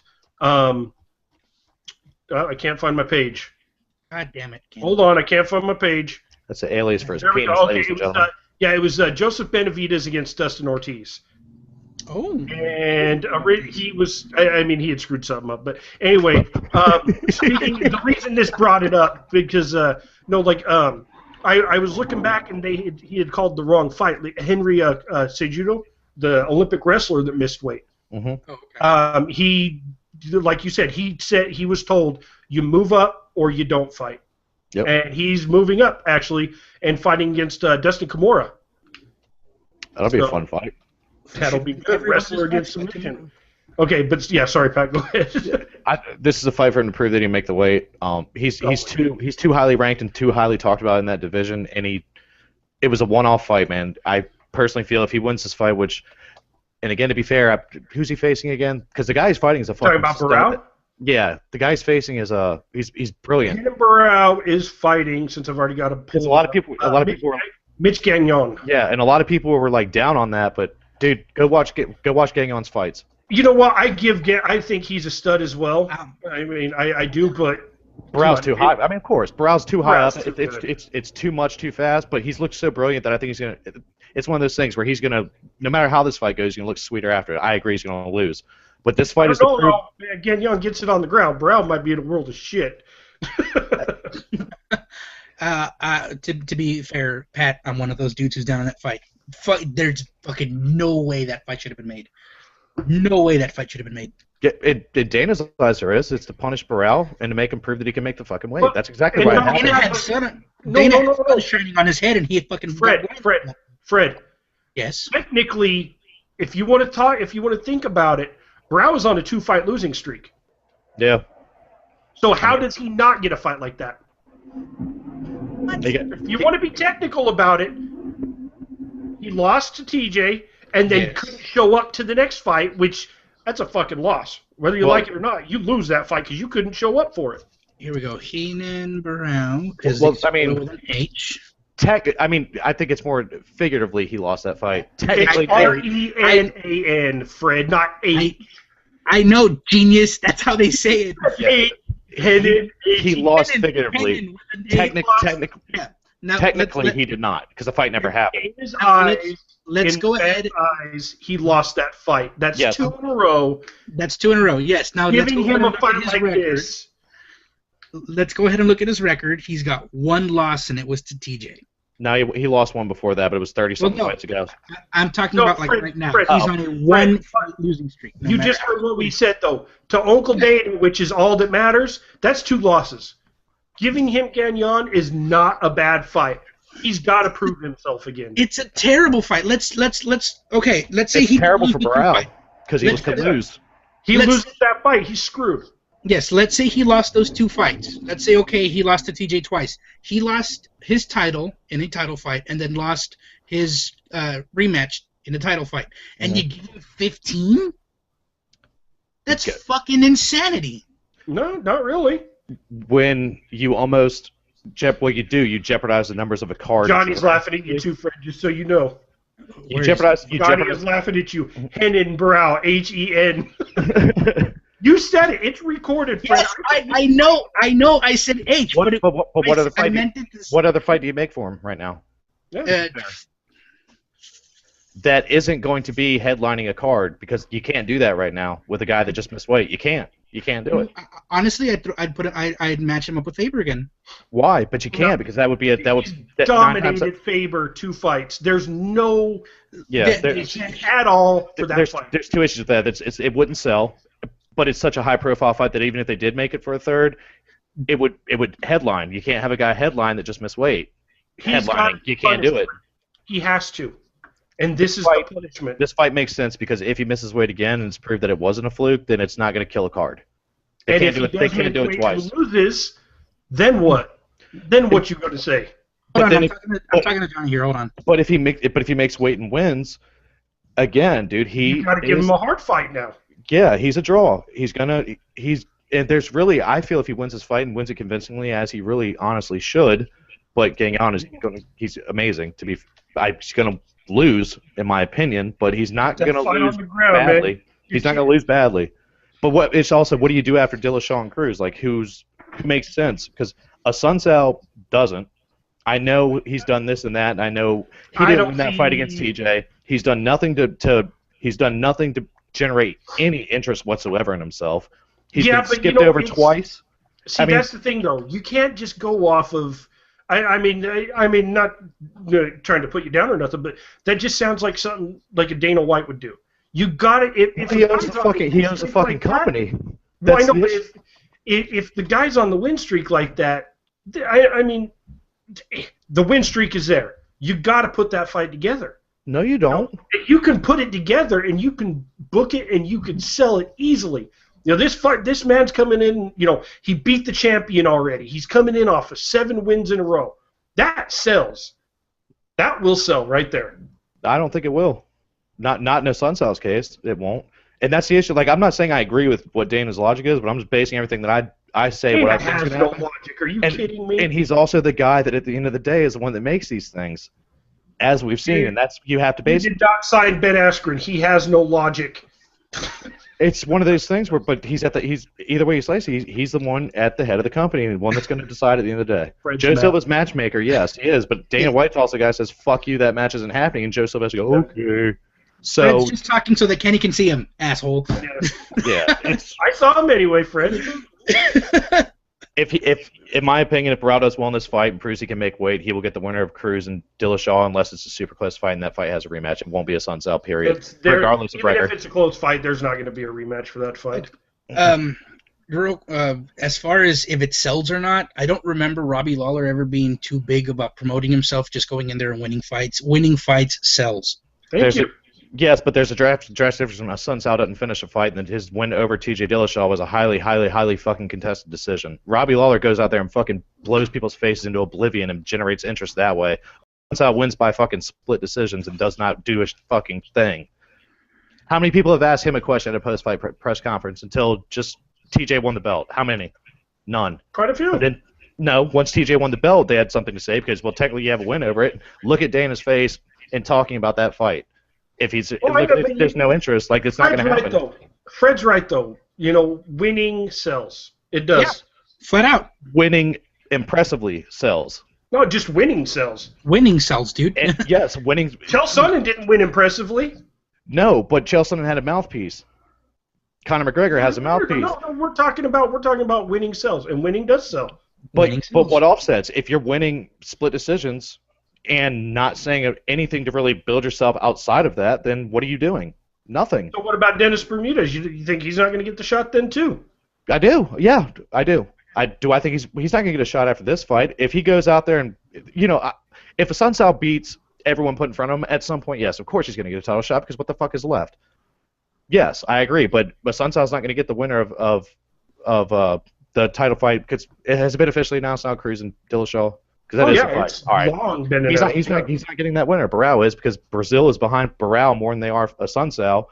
That shit matters, and he was the last champion, and it never really got decided if he just had a bad night, if he can beat TJ, if he just went there too. There's too many questions and too much fan-generated enthusiasm. He will sell better than a Sunsao in Dillashaw. That's a fact. Well, I'm sure he will, but And then if Cruz wins, everyone's wanted Cruz and Barao anyway. It was supposed to be a thing, and it never got to be because Cruz hurt himself.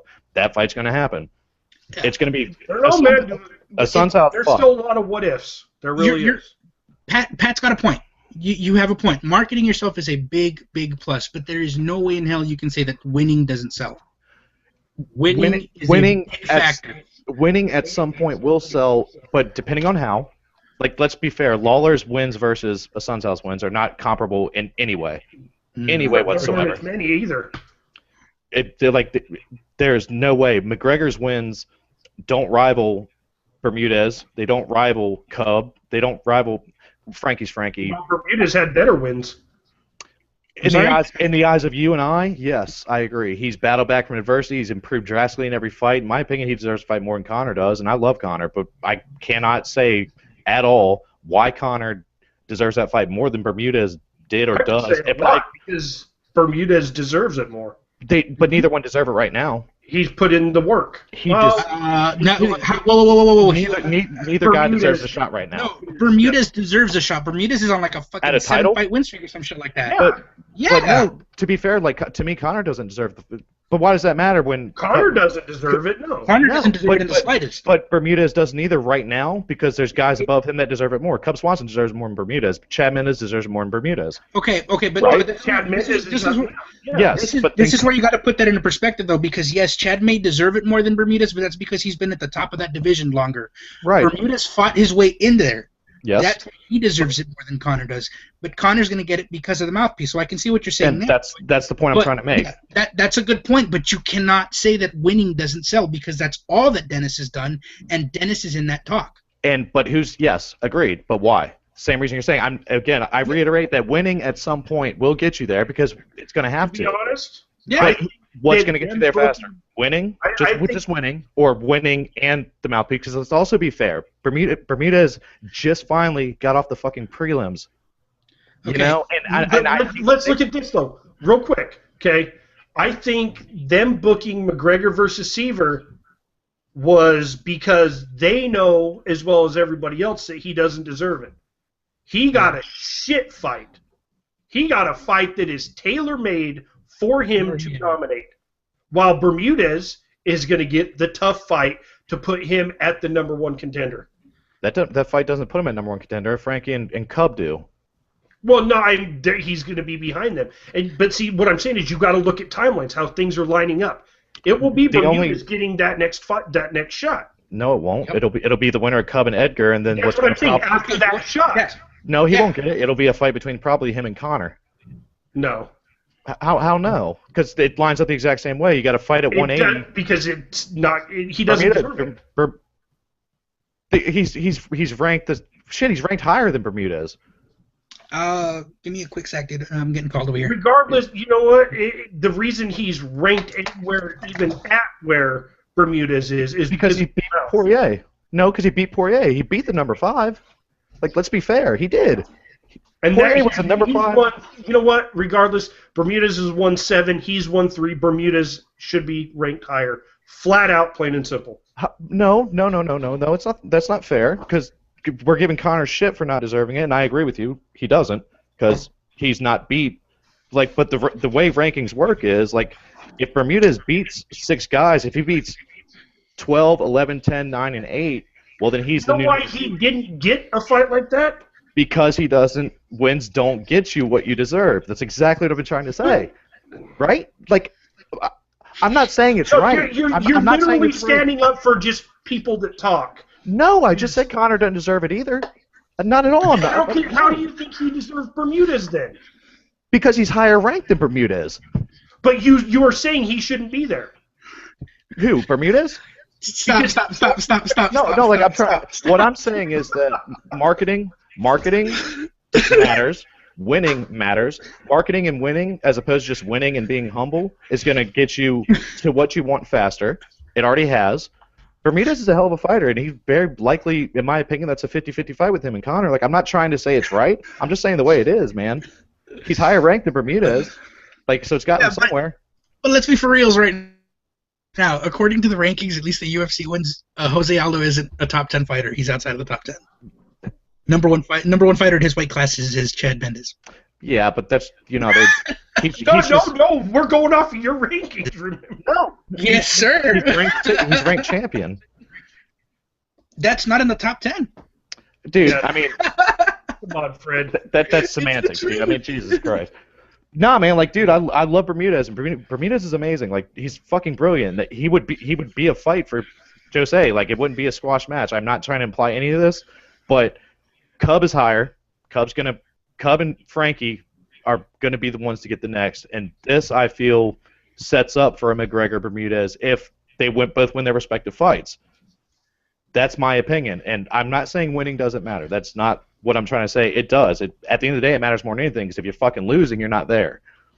But if you're winning and just being like, yeah, you know, I'm just whoever UFC wants to give me, whatever, like, that's cool, and, like, I respect it. I respect it a lot. But it's not, unfortunately, the way it is, because it's a business. This isn't the Olympics where the best person gets there and the best person wins. It's not. If you are not generating buzz for yourself, Okay, well, to that capacity, it's gonna negatively impact you compared to the guy that is winning as well. Even if he's not winning as impressively overall, but if he gives the perception to the casual fans, which the bulk of fans are, that he is God Almighty and he is destroying people, even though, like with McGregor when he beat Poirier, it was really contested whether it was a legal shot, which it wasn't, but it wasn't like some crazy fucking KO. It was a good clip, but he hyped it. It was hyped up so fucking much that it's a big deal. Okay, now let's look at this, though. Okay? McGregor's fighting Dennis Seaver. Correct. Okay? Huge step down compared to the last guy he fought. Bermudez is fighting Ricardo Lamas. Mm-hmm. You're telling me that if Bermudez beats Lamas and McGregor beats Seaver, that they should fight? Why not? How does that make any sense? You're beating a guy that's ranked way outside the top 10 versus... But he just beat the number 5. He still took a step back. But how does that matter, though? Because to be fair, JDS is taking a step back against Stipe. Like, why does top 10? Stipe is a top 10 fighter, yeah. Regardless, though, like he was. But what you're saying is that he's taking a step back. Technically, so there's a difference between taking a step back 2 to 3 ranks and taking a step back 12 to 13 ranks. Well, who else is he going to fight if everyone else is booked? Right? He just fought, right? But who else is he going to fight? This wasn't a fight that had to happen. No, exactly. but if he wants the money, then if he wants the money, see, he should not get a shot at Dennis Bermudez by beating Dennis Seaver. There's no way. I agree. But he could, if Dennis wins that fight, let's just say if he does, then Conor should and will. I'm telling you now, he will get the shot because it's not going to be looked at that he's deserving it for beating Seaver. He's deserving it for beating Poirier, who's ranked higher than Bermudez and ranked one at the time was ranked one below Lamas. That's why. Johnny, you can't do that. You can't agree with both sides. It doesn't work like that. Like I'm not trying to get your shit together. I'm not trying to like be all like it's not the first time that's happened where like the number whatever guy will take on someone ranked well below them and like that it's a fight. Like if they lose it fucking ruins their shit. But if they win, it's not like they go like, okay, well because I was fighting number 5 and now I'm fighting number 13 because it's stepped down, now I'd fight number 11 and number 9. Like no, you already beat all that. Here's what I'm thinking for this is the way it's all lining up. Okay. Let me check the date real quick. All right, while you do that, I got to say UFC 180 November 15th is when Bermudez is fighting. Yes. Okay. My thing is fucking Connor. What's it? He's fighting at I'll look it up. I posted it fucking today, I think. I know. I'll go look it up. Oh, right there. There it is. It's right here. I got it. They're looking for January. Okay. And Win Swanson and Edgar, because that fight matters too. We keep like that. That's the fight. I know. I agree. It matters. Right. I'm looking up right now. The next shot. Huh? What? What did you say? Cub versus Frankie. That's as the Mexicans say, punto aparte, because that no matter what happens. November 22nd. Yeah. Okay, so we got November.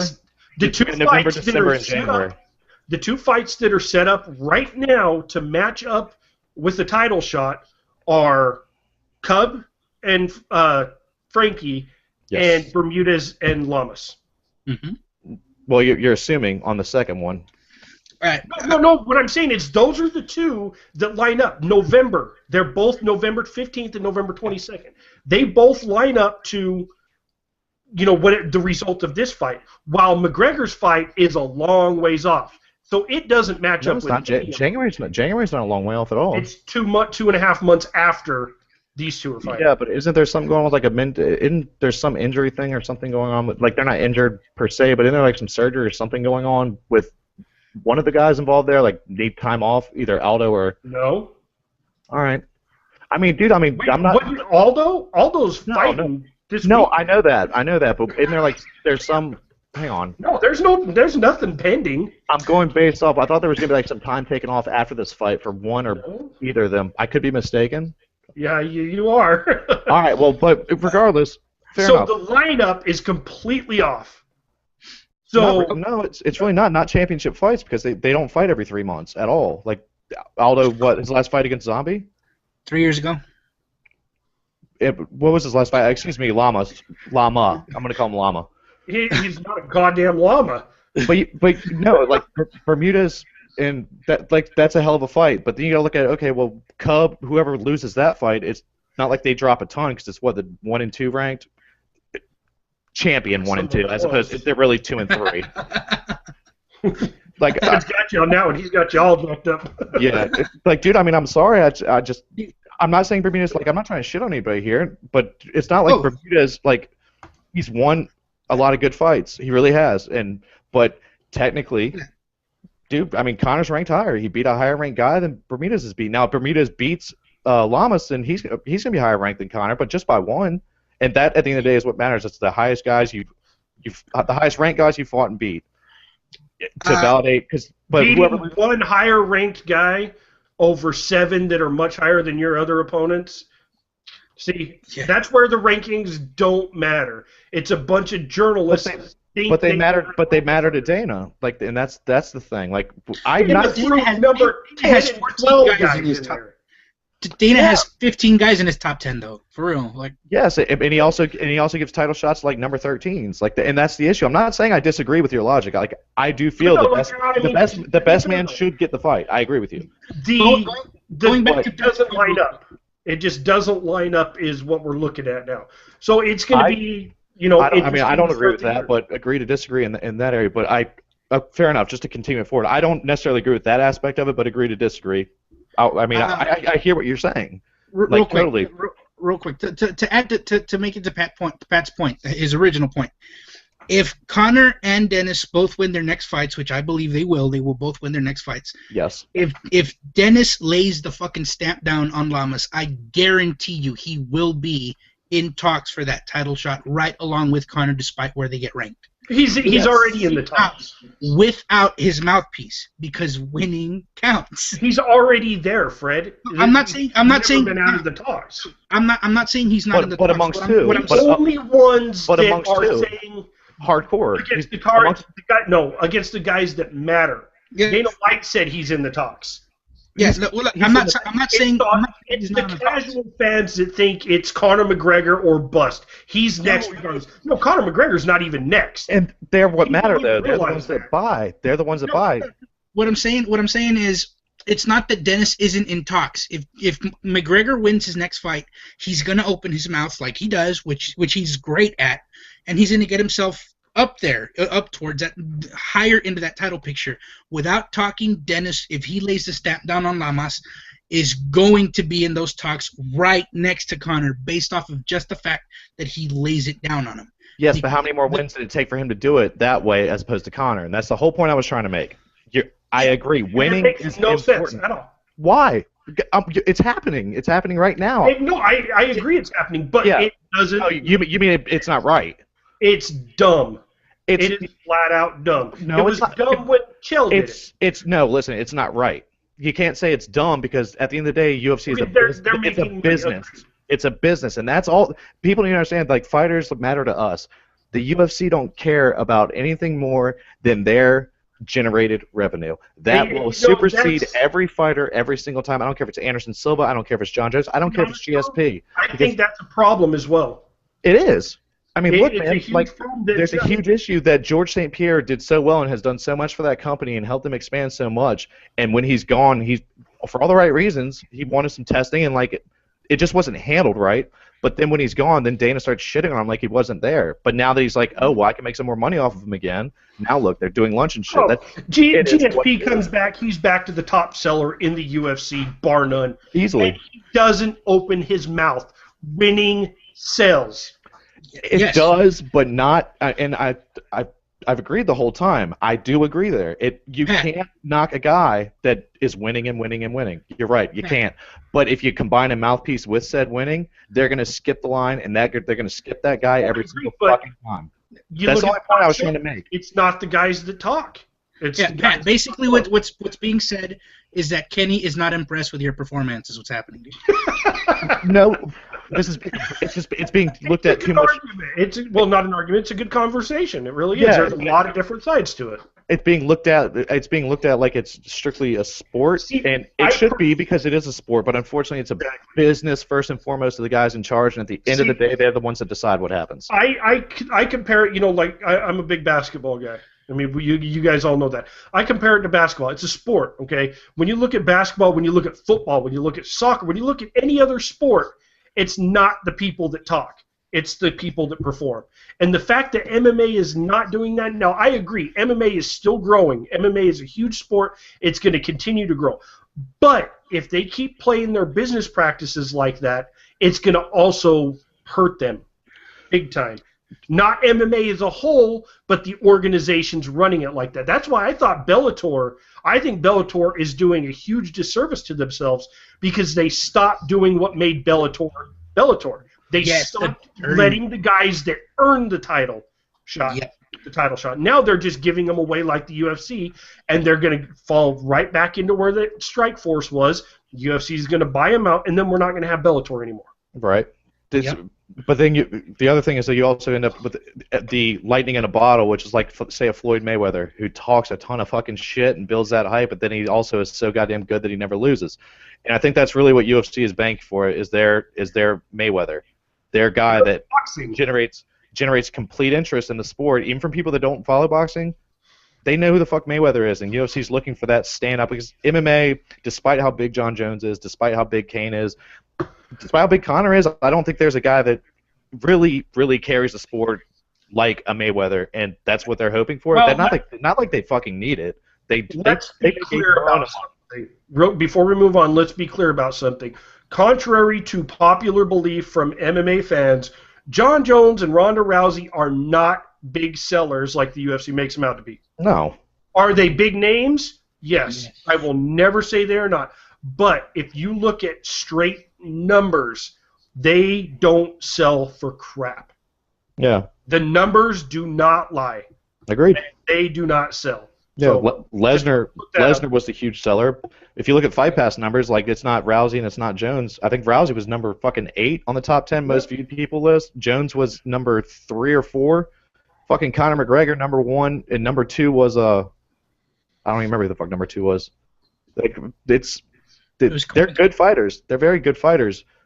But yeah, I mean they're not the be all end all. He was the biggest seller in MMA aside from Brock Lesnar. MMA. Aside from Brock Lesnar. No. GSP holds the #1 spot. Yep. For an event. I don't like generate. I mean, Multiple 56,000 events.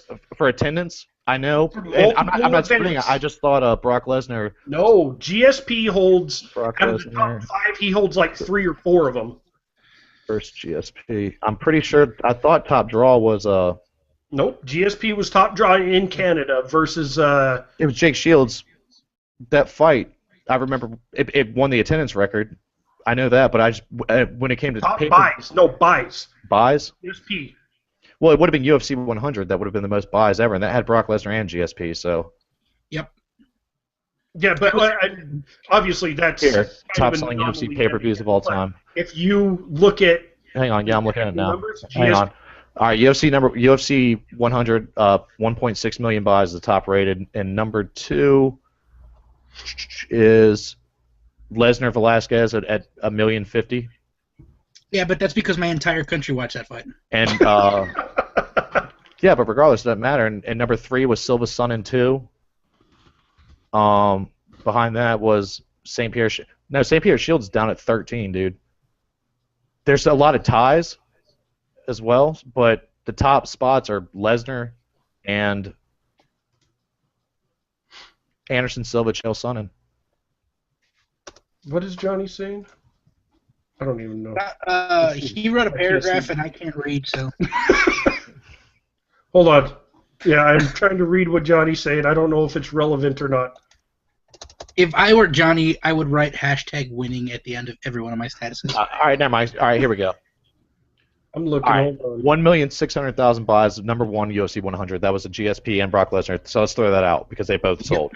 Let's just call that a fine. Number 2 was Lesnar Carwin at 1.1 million. Number 3 was St. Pierre versus Diaz at 1.1. Fuck Diaz. Sorry. He sold the fight apparently. I hate Diaz too. Fuck that dude from. See, now I've seen like different fucking numbers on different ones, but like literally the UFC released it because it was a big thing for a while. I don't know. I might be wrong. I mean, I know Lesnar one's was. not I know great, Lesnar was the UFC 100 was the highest selling card. That's easy. Well, yeah, that wasn't. That's But it was. hands down. Lesnar generated the most pay-per-view buys. GSP generated the most attendance because they threw that on at the Rogers Stadium against Jake Shields, and naturally, when you provide a platform that has 56,000 seats as opposed to Pearl of the Palm that has 10,000, you're probably going to win. Attendance goes into money made, and GSP made the most money. I mean, yeah. Dude, I don't know. And all he did was win. Didn't have to open his mouth. All I do is win, no matter what. But it took a lot of time too. I like as well. to put it in the butt. And you can't really say he sold fights because every one of his fights was my toughest opponent and all that shit. Well, to be fair though, Pat, I mean, shit. Now I just forgot my point. I can't even remember your comment. You just said something. You said it took a long time for him to do. Well, see, the funny thing about that is when he was selling the most was when everybody was saying, "Oh, he's a boring fighter," and nobody. Oh, absolutely. No, absolutely. When he was finishing is when he wasn't popular. Yeah, people are gonna, dude. No, he was an amazing fighter. I think a lot of the reason that it did take him a long time, but let's be fair, he's always been at the top, and he was there when he beat Hughes. There was. It is what it is kind of thing. I'm not saying winning doesn't matter. Like, that's not the point I'm trying to make. I'm just saying to apply to what I originally said with who the fuck did TJ? Jesus Christ, what was it?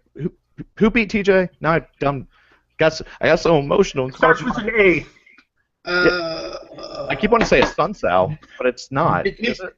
Is it? Yeah. It is. Yeah, a Sunsal. We just talked about him and shit. I forgot too.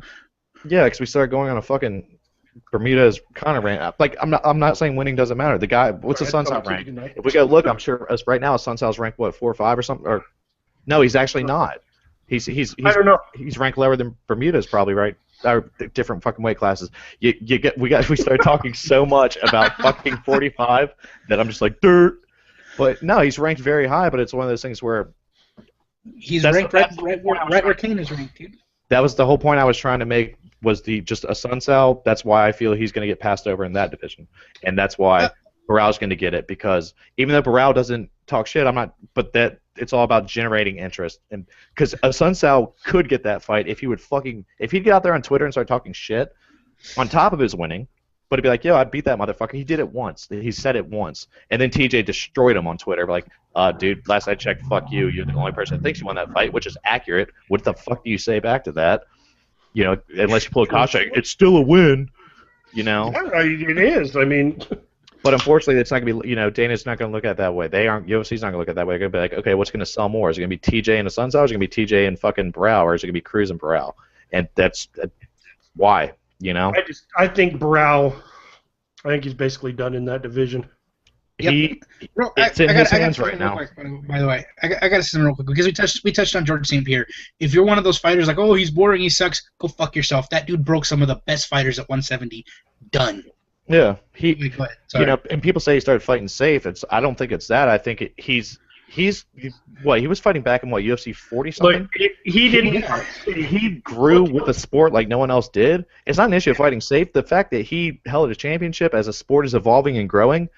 Look, man, competition got way fucking tougher. It's a lot easier to finish a dude back in UFC 60 than it is goddamn now, and he still managed to win and make them look terrible as he won. Well, I don't knock that guy for being finishing. If people think that George St. Pierre didn't finish due to lack of trying or because he's boring or something like that, go look at who he fought and look at how many times they have been finished, and then come talk to me. Yeah, Diaz, when's the last time Diaz was finished? Yeah. I finished a couple of hours ago, dude, in UFC. Yeah, right. Yeah. You can't finish anything. With GSP's fighting guys, sandwich, motherfucker.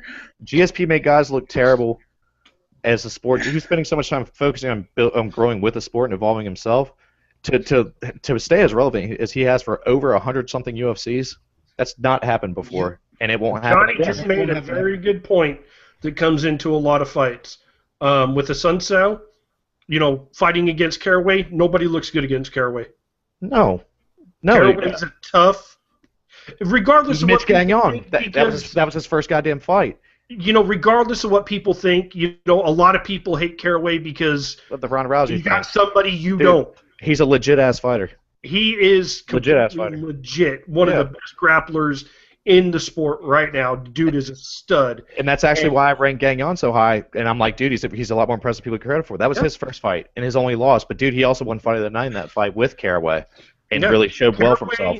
Caraway is a very good fighter, but when you beat him, you don't really look good doing it because he's so hard to put away. Absolutely. You don't want to go to the ground with him. Mitch Gagnon's showing against Brian Caraway in his first fight means more to me about his ability and his future as a fighter than his 3 fucking first-round finishes. Joey, it was a one-time thing, and that didn't even cause the finish, but nice try. What's that?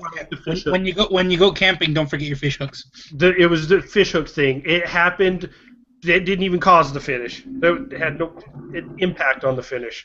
The finish was like 45 seconds later. Well, it's that would be like bringing up the face thing with Damian Maya and Jason McDonald. Well, even it was Greg Jackson. They even say he's like, "Nah, dude, the fish hook thing didn't matter." Yeah, it did. There's where are you guys seeing all these comments at? I'm sorry, is it Facebook, chat, dude? In the admin chat? No, all the. Can you Facebook? Is that where it's at? I thought people just come in here. No, it's like nobody's commented asking questions yet. Oh, I thought because you said something about someone fish hooking. Who asked you that? Joey, man. Your love child. The guy you hired. Nah, he's good, but it had nothing to do with fish hooks. You hired him and then left him to the wolves. Yeah, dude. You're mean, Pat. You're mean. Dude, you gotta know people can hang, man. I can't be having another BJJ white belt that Tommy annually breaks. I love that shit. When Tommy and I got hired, I think you two went through it too. Lito was like, "This is what you do. Fuck off and go do it." Everyone else has been like. Me and Pat sat down for like an hour and talked because I asked too many questions. Yeah, I wanted to know everything. Yeah, no, that's totally fine with me. Totally fine with me. Started from the bottom, now I'm here. Yeah, Joey's been asking. Joey's been asking a ton as well, so it's kind of just like, well, good. That's what I like to hear. So it works out. We're gonna change his wording around. Just don't you ever blame it on fish hooks again, Joey. Yeah, Joey. No, I got to give Joey shit because he made he's made 2 good posts today. But one of them, he started it off, you know, everything was going good, but the way he started one of the paragraphs, there had to be more to it. He ended the paragraph. It's like you're having a conversation with somebody. It's like, yeah, so yesterday I was going to lunch, and then you walk away. There was just more that needed to be there. No, bro, that's a marketing tactic. You make people want to know. No, I had to give him shit, but no, he's doing good. I see you, Joey. Hey, but you know what? You may see him, but can't see you. You can't see me. Oh, God. Oh, so, I mean, since we're on wrestlers, we can bring up real quick The Undertaker? this weekend. No, because The Undertaker's next fight is against Chris Weidman, so Weidman can get legitimized finally. Right? Yeah, dude. No, this weekend, Bellator, Bobby Lashley. I mean, we can use this as a lead into Bellator. Bobby Lashley fighting Bellator. I mean, hold up, I'll be right back. What are your thoughts on him? Bobby Lashley? Yeah, we'll see. Dude, I'm just hard pressed to think that the guys who, they're a bit older and coming from WWE. I'm just hard pressed. Well, to think he's fought. This isn't his first. Yeah, I know, but still, like I don't see a long career in it. Batista won his first fight, and then look, it's just, dude, it's such different sports, and they're getting into it so goddamn late. And there's dudes that have been doing it, for a very long time. They don't have time to train like when they're wrestling. Well, no, he's not. He doesn't wrestle no more. Yeah, I know he doesn't anymore. But it's like, dude, he's getting into it so late. He's a big, strong man, and he can impose his will. And he's gonna, like, I'm not saying he's gonna do bad, but do I see? Could he win this fight? Sure, probably. Do I think in 2 years we're gonna be talking about him anymore? No, I don't. I don't think that'd be that way for any WWE athlete. I mean, he obviously stepped away for a bit, but he's 11-2 overall now in MMA. Fighting in Bellator now, so he can actually get some actual name recognition. So I mean, it's a good thing, and dude's a hoss. Oh, of course, strong ass dude. Yeah, I agree with you. He posed a lot of problems. I'm not trying to knock the guy. I just feel in 2 years, anyone coming from WWE, I just feel they've never had the time to really donate to the sport to learn it the way they need to, and I think they're going to eventually get beat by much better guys and kind of Cain Velasquez sunset kind of make deal. him fly around the ring. By the way, Bobby Lashley took a break from MMA because he went back to TNA, I think. TNA, yeah. But no, main event of Bellator is the fight. I'm really curious to see what happens. Linton Vassell and Emmanuel Newton. Newton is on some next level shit with his spinning punches. Dude. You know what, dude? I fucking love Emmanuel Newton because I fucking hate King Mo. That was a Pat Barry. You know what I fucking hate more than anything? Like, I'm gonna name my first son Emmanuel just because he knocked him out. I fucking hate King Mo. Excuse me. King Mo, another one of these fucking dudes who, because he's not fighting in the UFC, is considered amazing. Turns out, no, King Mo's not considered amazing. King Mo was considered amazing before Emmanuel Newton knocked him out. That's why there was so much. He had a lot of hype behind him. He was being assumed he was going to win the Bellator title with ease. I'll give you that, but he was not deemed as amazing. I don't think. But now in Bellator, he was a guaranteed title. That tournament was in place just to build King Mo in Bellator. That tournament, everyone knew he was going to win. Myself, I think all of us included, we were sure he was going to win because the competition, we thought, wasn't getting able to happen. Until this really weird guy that likes to jump around the ring and say prayers and listen to crazy music, spinning back-fisted him into oblivion. But then it's like, that didn't even really shut it down because then he still got another, because it was like, oh, well, that was just a lucky thing. But then, the second time they fought, he just beat him the whole fight. There was no knockout shot. It was funny, that fight, too, because King Mo actually thought he won that fucking fight. Like, what part of that fight did you win? He thought he beat Rampage, too. And it's like, nah, bro. No. The thing is, King Mo's entrance was way better, so he thought he was ahead on the scorecards. Yeah. I mean... Fuck King Mo. He's going against... Emmanuel Newton is going against a guy that I really, really like watching, Vassell. He's... a dude's good. Okay? Yeah. He's got a long career ahead of himself. Mm-hmm. I mean, I'm looking at his stats now. He's 31 years old, so... he's still got some years to go. But Absolutely. 14-3, dude's well-rounded as all shit. You know, this is a fight. I think, to be honest, if Vasyl wins this fight, defends the belt once or twice, maybe, here comes the UFC. I think he will end up in the UFC. No, and I think he's going to do work, man. I'll tell you why it's not going to happen. He's going to want to go to the UFC. Bellator is going to match his contract. There's going to be 6 years of hatred between them. Then he fights one time, wins his belt again, and then leaves. That's how it's going to go. Yeah. Well, it's kind of like they say, man. It's the one worst part about being a lone wolf is when you go to wolf picnics and need like another partner for the wolf wheelbarrow race. Yeah, being a lone person in a three-legged race sucks dicks, man. A bowl of dicks. A bowl of dicks. A vat of dicks. A vat. Vat is like above 20 for you listeners there. Yeah. Well, it is. Yeah, so that's the UFC card. That's basically the Bellator card. I mean, there's obviously more fights on the Bellator card, but if we were to go into it, a lot of people aren't going to know the names, like Dave Rickles. How many people are going to know that name? That dude's awesome. Dude, that dude's awesome to watch. His entrance is one of the best in MMA, period. Didn't he come out with a dinosaur? Yeah, he comes out with a dinosaur. He's got the caveman get up with the whole, big club thing. Dude, I was very hyped for that dude, and I can't remember the name of that dude that fucking knocked the shit out of him. In his last fight, or he lost to Michael Chandler by knockout, and then he beat somebody. I can't think of who it is, but then he lost to Patrici. Dude, thank you. Big ups to fucking Friday for winning that goddamn title. Mm-hmm. Those poor dudes could not win a title.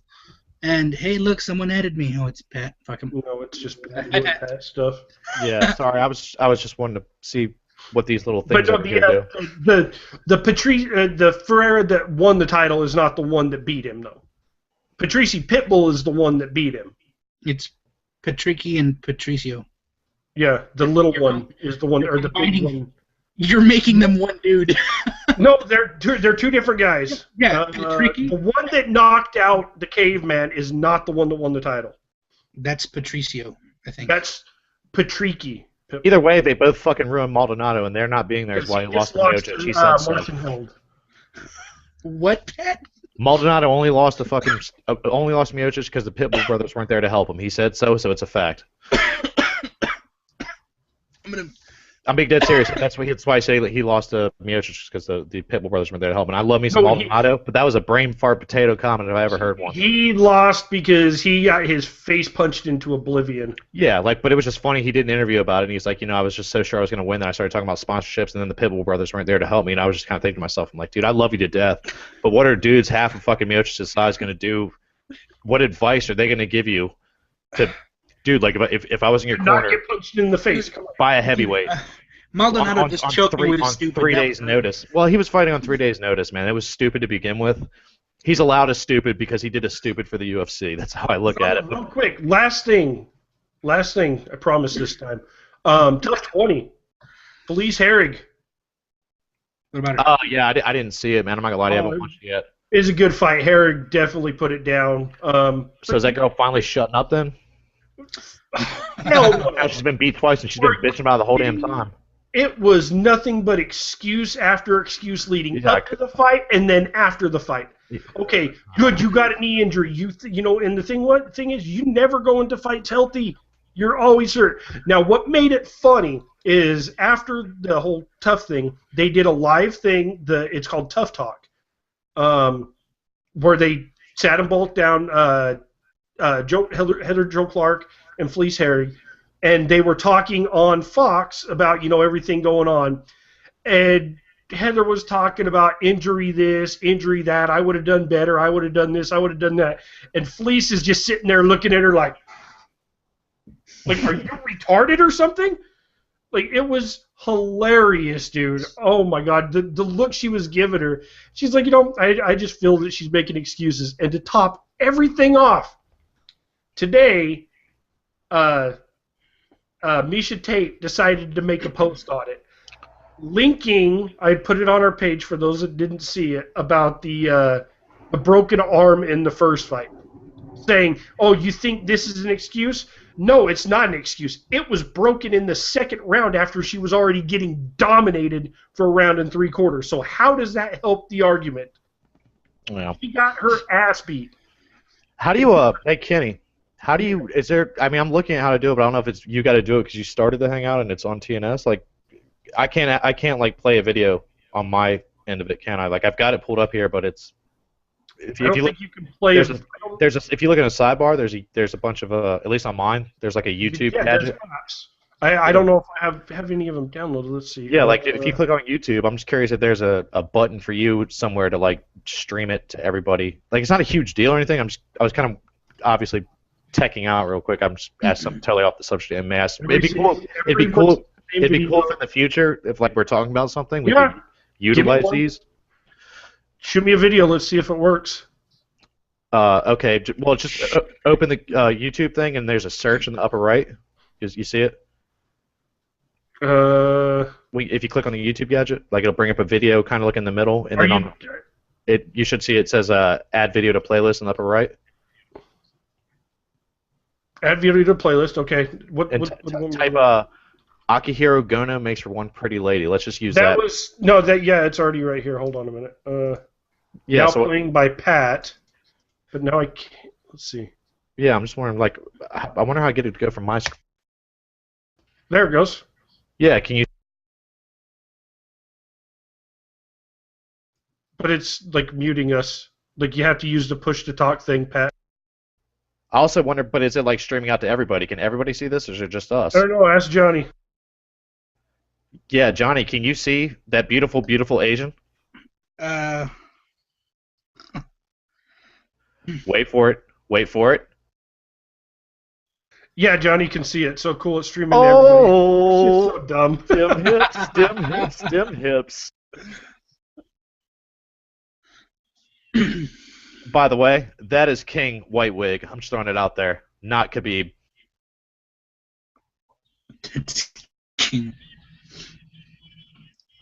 Yeah, that's one of the good entrance themes. It was ranked pretty high for a lot of people. All right, well that makes me very happy that we can do that in the future. Yeah. If we ever need like a source to show people something or whatever. Great, awesome. Well, that's it. I mean, I actually do kind of got to get out of here. We've been talking for it's 9:30. Like that's a good 2.5 hours. Yeah, it's about that time anyway. Yeah, so, I need some food. Yeah, guys, if you caught it live, thanks for staying with us. It looks like only Johnny.